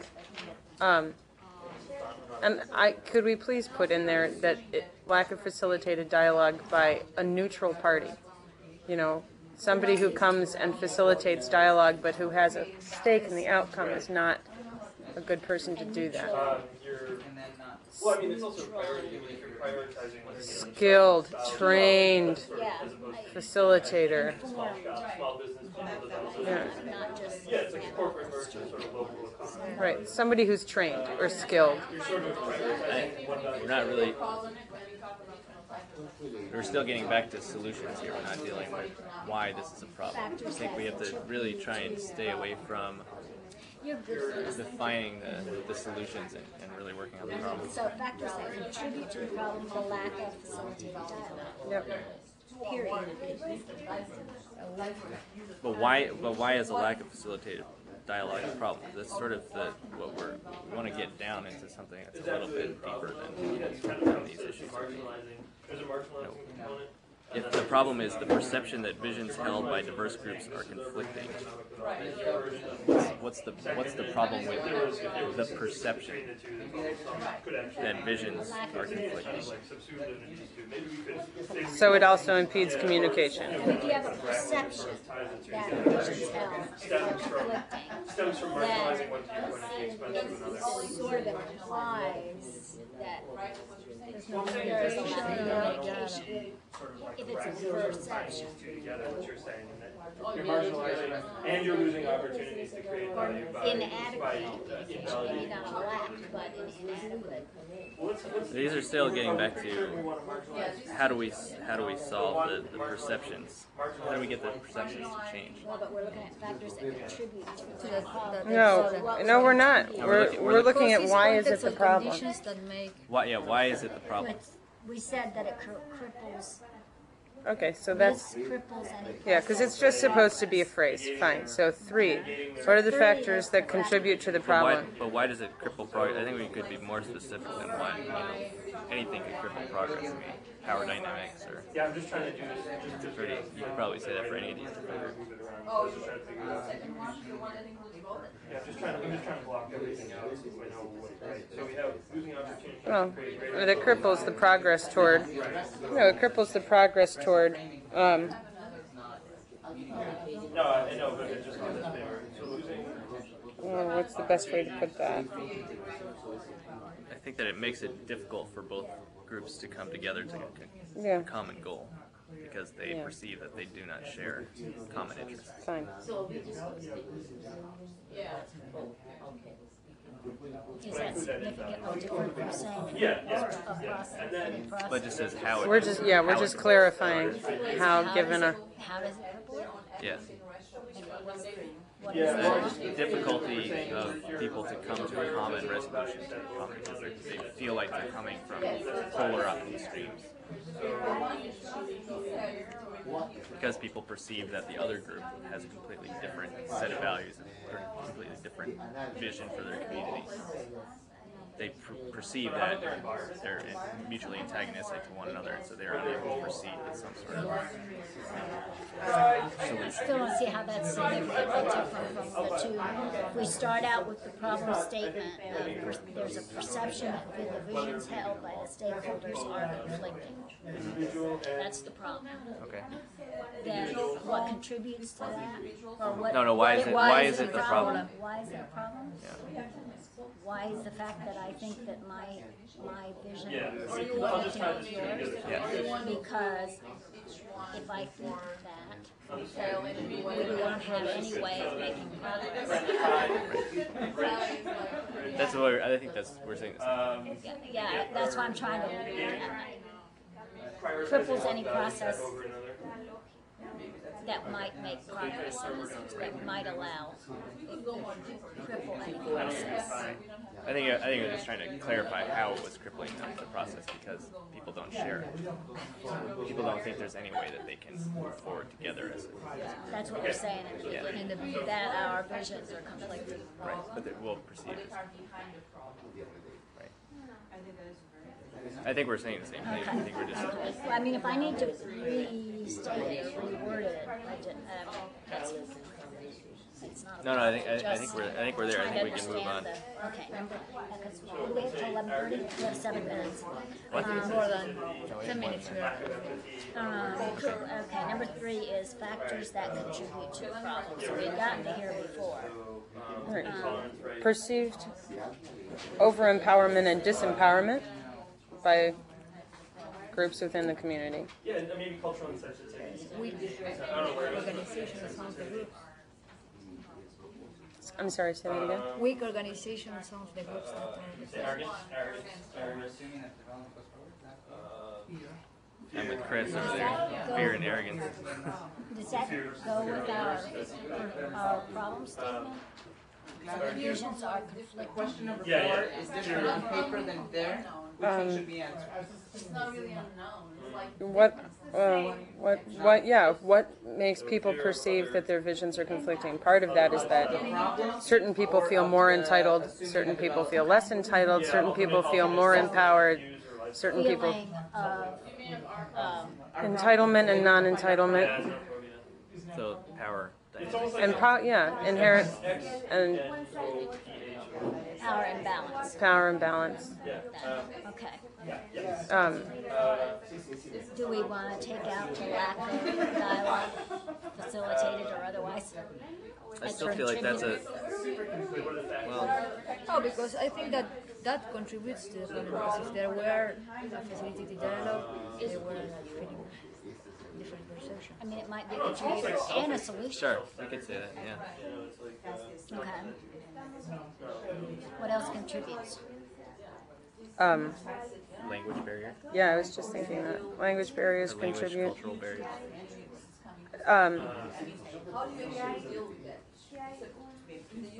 Part of it also is that there's fragmentation. I mean, we can put it in or not, but part of the problem is that there's fragmentation within the Brazilian community in Framingham based on the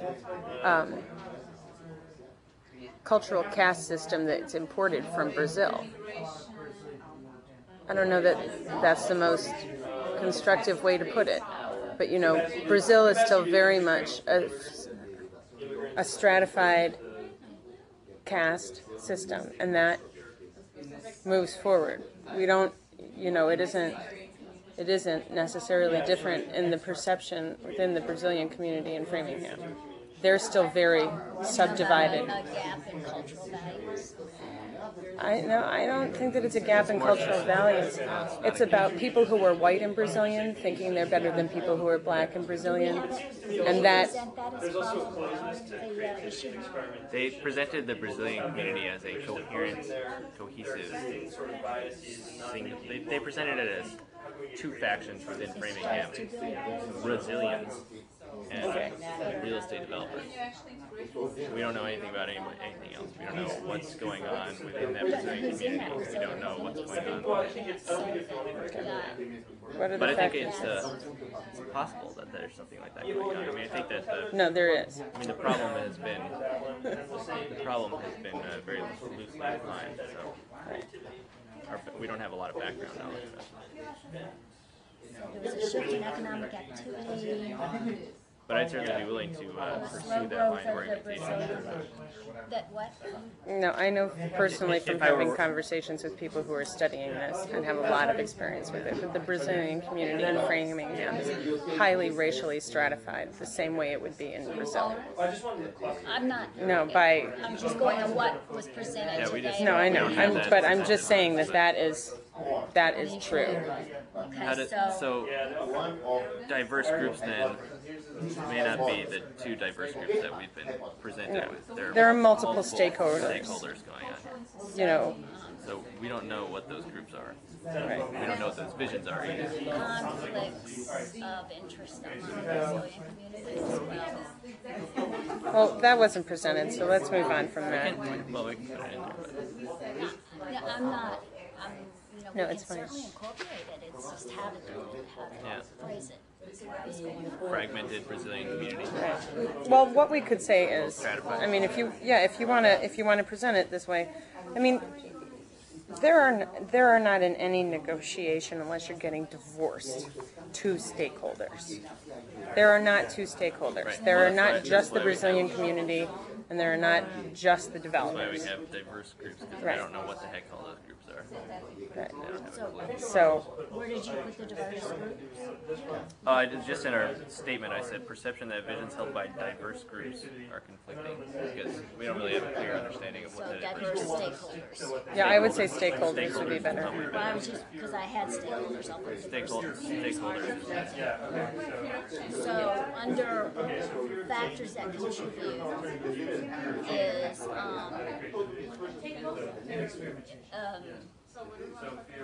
stratified Brazilian community. And part of it, yeah. Well, Let's put something like that down and move on to something. I Yeah. think we need Because to we're move going to on. run out of time. You know, and likewise, one of the other factors that contributes to the problem is that the existing residents, regardless of how you really want to define them, the existing residents were not organized within themselves prior to the time that Framingham was considered for development. So, you know, and of course your hindsight is always 20/20, and I don't mean in a derogatory way, but No coherent. right, a lack of proactive cohesion or lack of proactive activity on the part of the community to organize. Like if they had been organized before you had crisis, you'd be having a very different. Oftentimes you don't get it until there is a crisis. Yes. Because people don't necessarily perceive that there's a need. Minus that whole civic responsibility to be a constructive participatory member of a republic. Yeah. Yeah, you know, most people don't have that inherently. People like to have that in theory more than in practice. Generally. They like to have the possibility and potential of that more than they like to actually deal with the responsibilities of maintaining. Yes, I know. Which Anyway. stems directly to the people have the government they deserve. Well put. Okay, so move on. Impact of problem in the future of Framingham would be disjointed. You're not going to have either. You're not going to have development of any kind, or you're not going to have. No, it says if there is commercial development this year, assuming that there is commercial development. Now, I am assuming they mean as the real estate developers want it to happen, or what? See, are we no, supposed this to? says, here it says impact. Of, Right, oh, because shoot. these are What two did he say? different What- questions. Hey, Renee, what did you get out of him when you asked about the fourth question? Does it Assume that goes forward. assume the development goes forward? Assume it goes forward, how does it affect your problem? Okay. How does it affect your problem? Assuming development goes Assuming forward. development goes forward, how does that? Oh well, it's gonna just deepen the rifts within the community. Right, you're gonna find much more factioning. Yeah. Right, but that's again, some will be forced out and some won't be. You know, I mean, Yeah, you would say like right. You might well get the some of those wealthier white Brazilians might want to stay and Yeah, of become more course. integrated into. They might have financial gains from those developments. They might want to become more assimilated into society and view that as a means of socioeconomic advancement. So economically powerful. But we don't know that. Yeah, no. I think that factioning is If probably yeah, factioning. Yes. some If kind you of, some kind of deeper factioning. right, you're gonna have deeper factioning, visions held in divergent groups. Conflicting Opposing groups. possibly resolving itself in some people leaving and new Right. people coming in. Right, let the market work it out. What impacts will it have? Displacement, let's say. Right. other, any immigrant community doesn't just have to be Brazilian. Displacement. What they're really asking is what impact it's going to have on our problem statement. Displacement is not an impact on our problem statement. Schism and factioning. No, because it says we people will have Framingham. Yeah, it's on the future of Framingham. Right. It's not our problem. So that's Our problem is the perception that the vision is divergent. But So now if the question is, what will the impact of the problem? if the development moves forward, how will it impact our problem? no, how will it impact Framingham in next year? Right, but in the framework of our problem. Renee said that it was, how does it affect the problem? So it's like impact of the We problem. should get Sebastiao's clarification. Sebastiao, can we have some clarification? Sebastiao? We're not. Alright,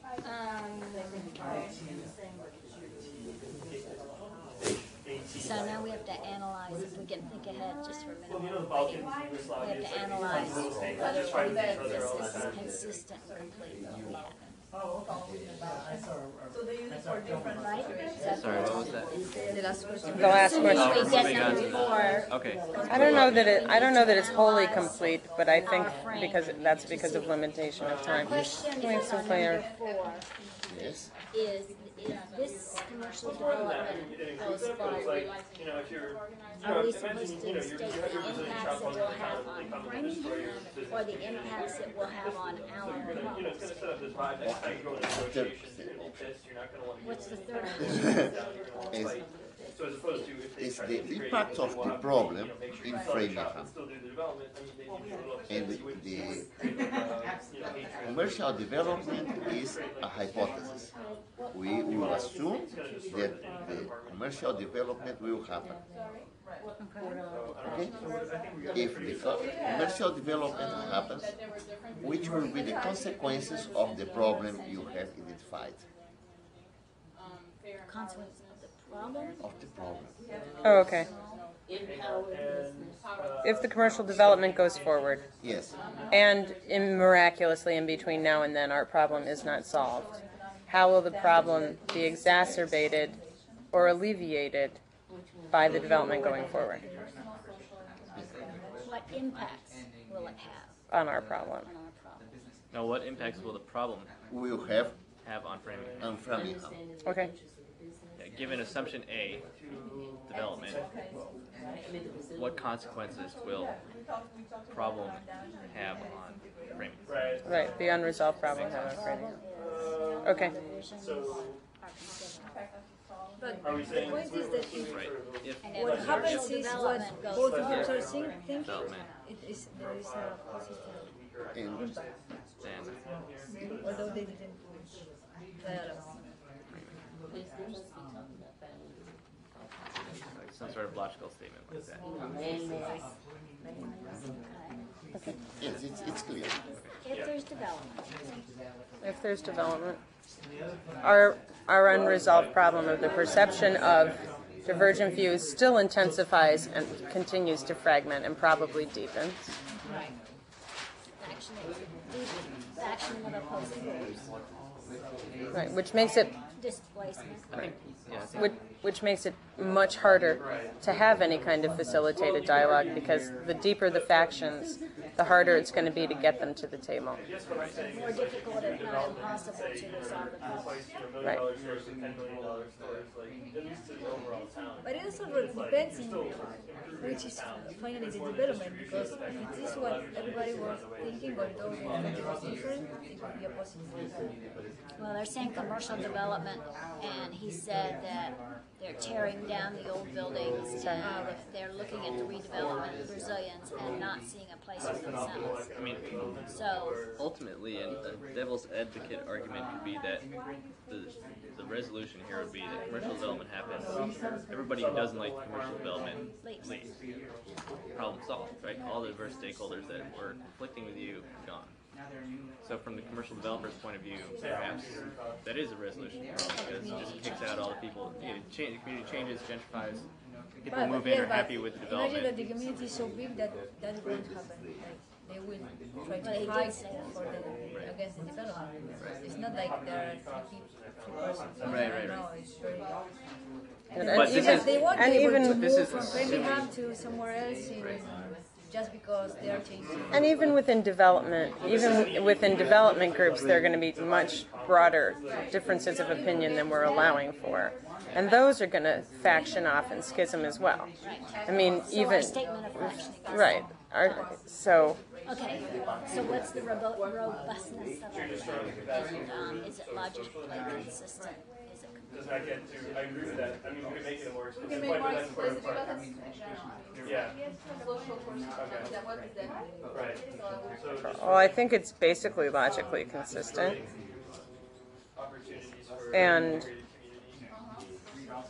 I don't know that I think that it's complete, but I think part of that is, due to time constraints and a lack of information. But I think that it's relatively complete given what we were. Right. Robustness of frame. That's always going to be our problem. Is it problematic to assume that there's only one core problem? I mean, again, that's just our 30 minutes exercise. Our job was to come up with a definition of a core problem as perceived by the group within this framework. Clearly, the other groups are going to come up with their core problem. So no, there isn't just one core problem. So, what about the robustness of frame? Are we good with our robustness of frame?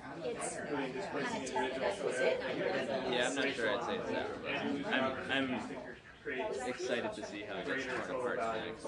No, I don't think that it's robust necessarily, but I also don't think that it's inherently terribly weak. And I think that it's a good, like if we were going to work this problem for a prolonged period, it would be a good starting point. Yeah. So average, robust. Right. A good start. A good place to start. Yeah. Especially since what he said someplace that and it's the beginning is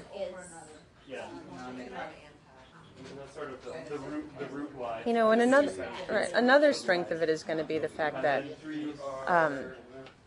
this is a small enough, it's not a broad problem statement. This is very specific. The responses might be very broad, but this is a very specific, concrete thing. This is not nebulous. The solutions and how you're going to get there could be less concrete, more abstract, and more nebulous. But this is good. It's a narrow, specific to start with, which helps strengthen it.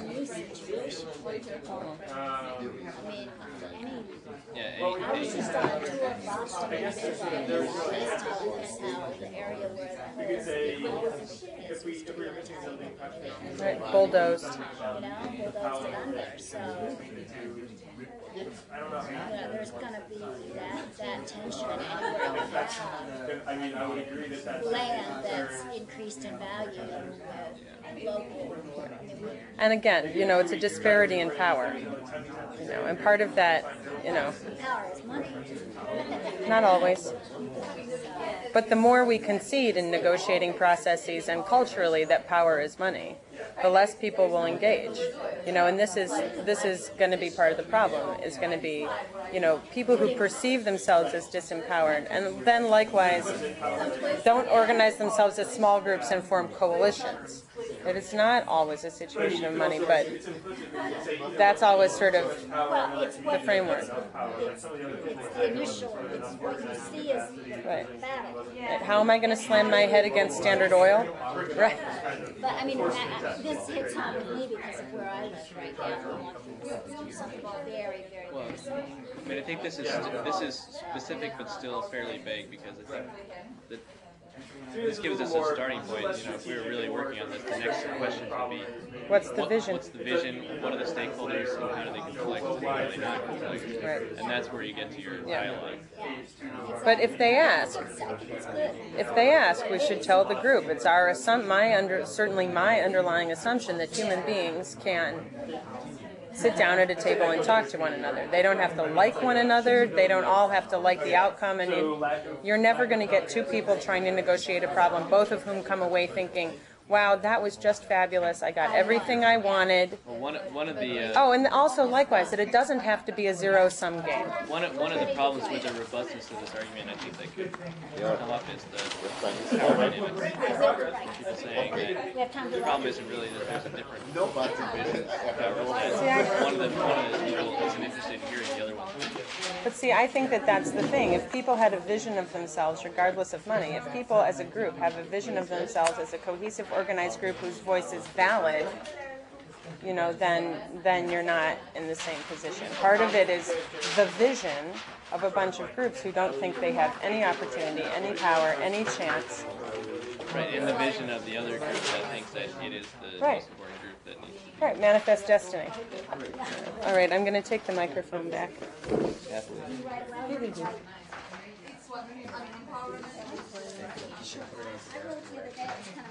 My frame was basically community argument. You saw my printing the other day. Oh, no. There will be no key press to write. Some inconsistency.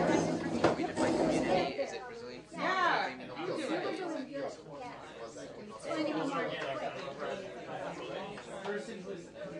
Yeah. There you go.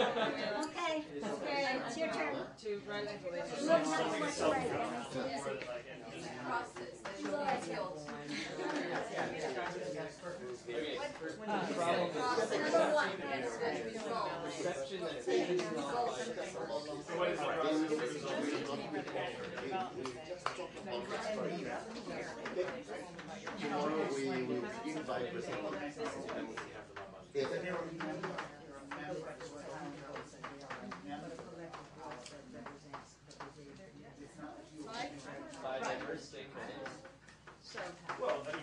But I'm thinking that we should ultimately doing it, but if you kind of help people develop their own capacity to do it themselves, I mean, to me that would be empowerment.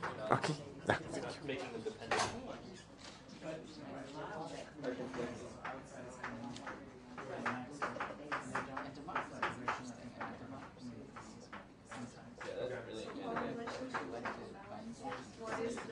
Process leading to community organizing and community empowerment.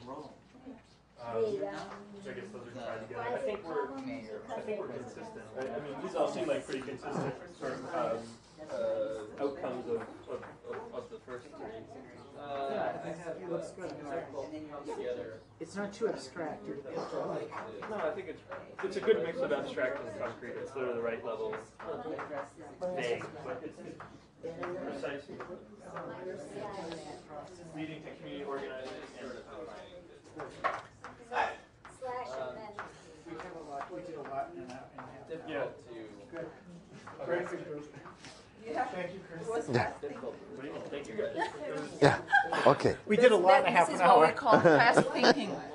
Yes. Fast thinking. It's an exercise of fast thinking. That's good though. It's important if you want to be a facilitator in the community. You have to be able to think very quickly and target the very precise points you need. I mean, that's good facilitators.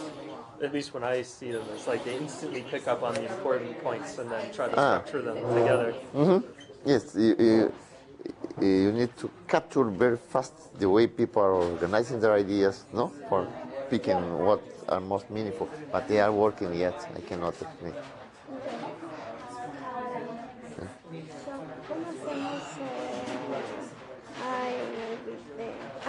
¿Quieres que lo escriban y lo traigan y que lo tipeen? Que traigan como para trabajar mañana. No necesitan enviarnos antes. Sí, estás rellenando tu frente, ¿no? ¿Dos copias? Que vengan mañana con 2 copias. Ya, que vengan mañana con 2 copias. No, uno para nosotros, para el trabajo para el registro del curso, ¿no? Sí. Y otro para el trabajo de ellos. Sí, 2 copias, está bien, sí. Ya. I think it depends. I don't know the answer to that question. Probably some are, some aren't. It depends on the level of education, I would think. We will need to improve this presentation. Portuguese. For tomorrow, we will need to improve this part of your chart. Well, class gets Okay? kind of power. It's a bit difficult for other people to understand. Melhorar um pouco depois a apresentação dessa parte. Tá? Yes. Will they type up the notes at some point? Or they be in a notebook or something? Yeah, they'll be on the web. Podemos decirles que escriban en dos páginas, 2 double-spaced pages, respuesta para uno, y 2 double-spaced pages. ¿Por qué esas especificaciones técnicas? No sé. Digo para a veces Sí. con más, o sea, aquí es una lista, quieres una lista, y aquí quieres un paper, un ensayo. Ah, o sea, sí, ese sí. tipo de cosas, para hacerlo un poco más. Yo me imaginaría una cosa de una página, ¿no? De 2 páginas. Esto de aquí, una página. Sí. 1 o 2 páginas. Sí. Y lo otro es una lista. Yo pensaba todo, 1 o 2 páginas. Muy breve. O sea, yo creo que se puede escribir entre 1 y 2 páginas solo para el primero. Sí, ¿no? Y de ahí el otro una lista. Sí, que puede ser, yo diría por lo menos lo que quiero, un límite mínimo de 5 a 8 supuestos. Okay. ¿Ya? Y lo ideal incluso sería que fuera más. 8. Ya. Okay, we are almost.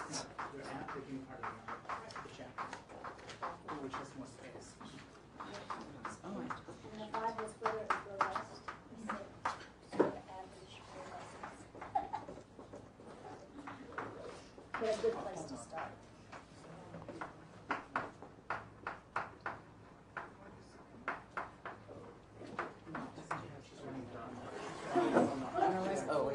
Is that? Yes. You can take note because some people is yet finished their work now. We can use the time for taking note for the homework. The productivity in intellectual production depends a lot of the way the facilitator organize. We can produce the double of other people. If it's good. It's very sensible to the method one is using. Excuse me. Perdón. Ya comenzamos. Él está terminando. Okay? Okay. Please take note of the homework, and after that we will have a brief talk about the experience of today.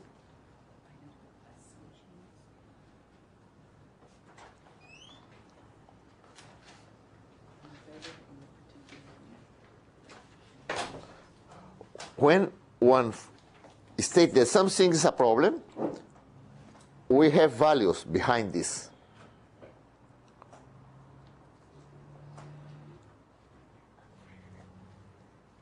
The idea is to make explicit these values.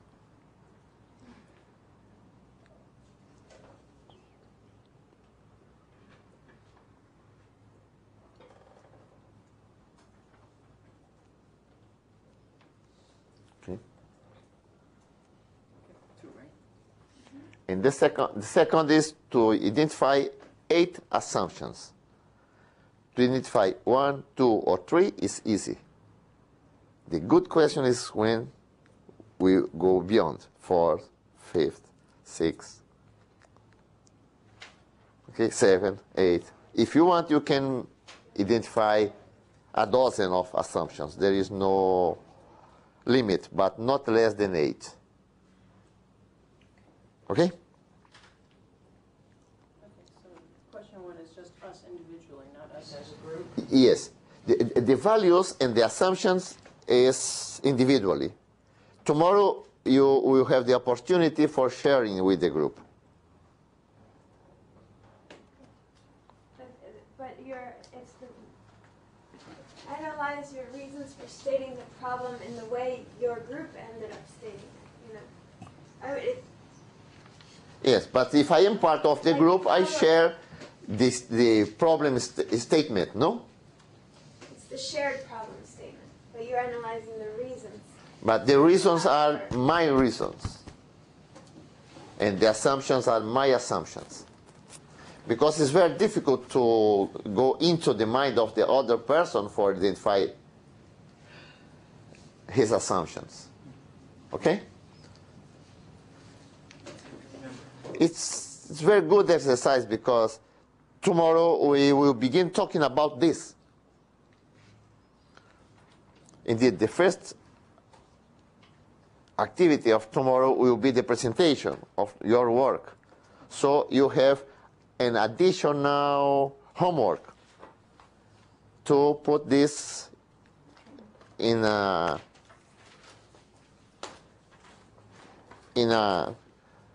Word, to type it in Word. To word process it?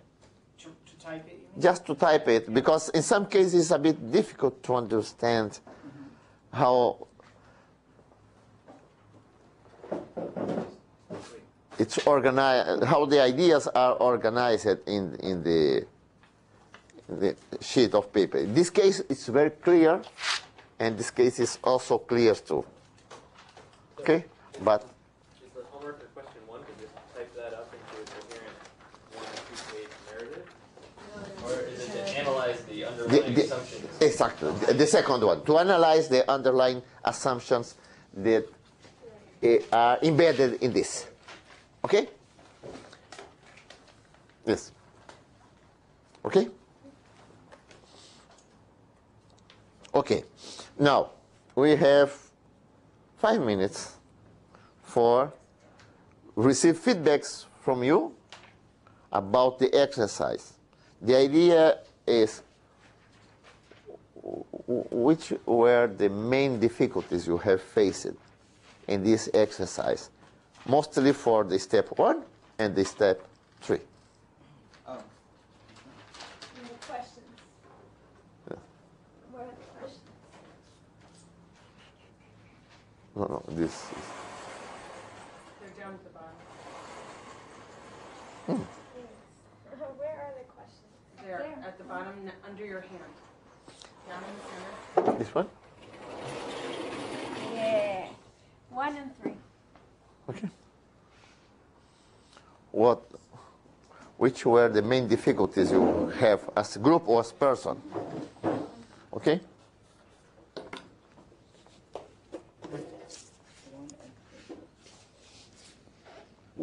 Challenging to put the whole problem into one sentence. I mean, What? it's problems as a group. Yeah. Yes. I mean, it's challenging to synthesize, even when we're on the same page, the whole problem into one sentence. It's a big problem. There's a lot of, it's complex. Okay. Okay. To synthesize different ways for understanding the same problem, because you share the same problem. Yeah. But at the time to synthesize these different ways of expressing the problem, it's not easy. Okay.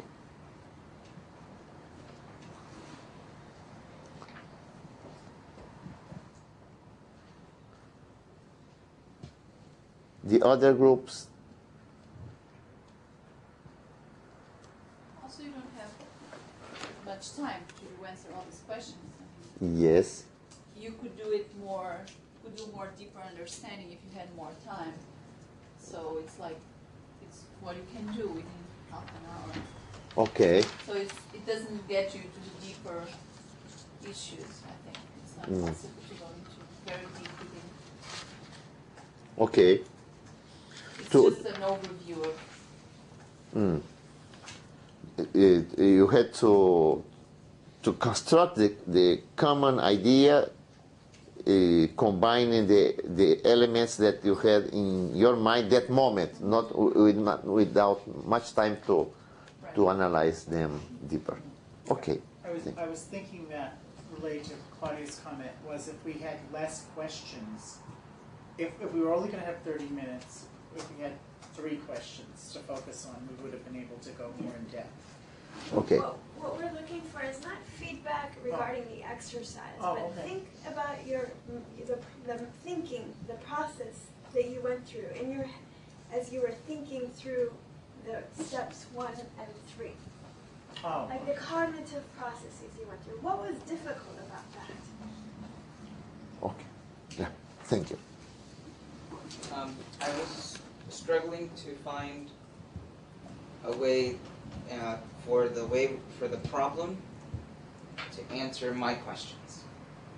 I was looking to make sure the way we defined our problem was answering my questions. I knew other people had other sets of questions, but as long as it was good enough.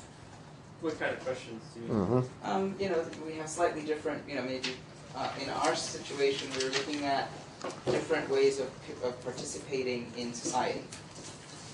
Maybe I was looking at it from the more political versus other ways of participating in society. And so in the way we discussed it, I was looking for, the way we defined our problem, as long as I could see political stuff in there, I was satisfied.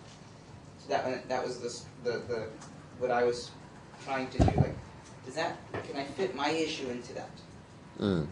Can I fit my issue into that? Or can I take my issue out of that? Okay. Or your assumptions, your assumptions. Yeah, exactly. Your theories. Will it represent the way I'm seeing the problem? Or his values? Yeah. He's bringing to the discussion. No? Or his concerns? No? That's my concern. Okay. Okay. Thank you very much. Jody, after her. No? It's okay? Okay. I just wanted to make a brief comment looking around at, and I haven't heard any presentations, but just looking at these sheets of paper, how, there's, 10, 12 people in here, and we all think that we have very, very different ideas of the problem, but there's actually a lot of similarity, I think, in underlying all of the assumptions. And I think that that's a really interesting thing for us to start talking about in the next day, is just how similar our conception of the problem is, and how similar our assumptions are, because we have very similar shared backgrounds in terms of education, and how different this exercise would have been if we had gone to a negotiating table with the different parties involved and asked them to do this process. I think we would have come up with entirely different problem statements and assumptions. And I think it's really interesting that we should think about that. Yes, it's correct comment. Lee? I think I was, in my thinking process, I was struggling with what I think about power and the whole issue around who has power, who doesn't have power, and then what is power. And then I was put in the context of thinking about what organizing means as relates to how it impacts power. And so what helped me to sort of get through that process, Renee began to sort of probe questions around, politics and, the value of politics and how people participate in the political process. And then I think I went completely away from the group and jumped back some 15 years ago and pulled on an experience I had in Harlem when the empowerment zone was being constructed, and all of the community discontent that erupted as related to that. And that helped me to really think through again, come back to present day time and think about what it means to have a community absent from the table when a huge development plan is being put forth that's going to impact that community. So anyway, it was like I was thinking in the present and past and then getting stuck on words. And so I guess some of it was my tacit knowledge and just being able to explicitly state what it was I knew from my experience in the past and trying to draw on that. Yes, we always make analogies. No, when we are framing, we always use some other figure to compare. No, Okay. Okay, our time is over. We will begin tomorrow presenting this, and we will enter to the process of discovering assumptions. Okay, do you remember the exercise we made about reframing when we tried to discover assumptions? Tomorrow we will work on that. And the third day, reframing. Okay? Thank you very much.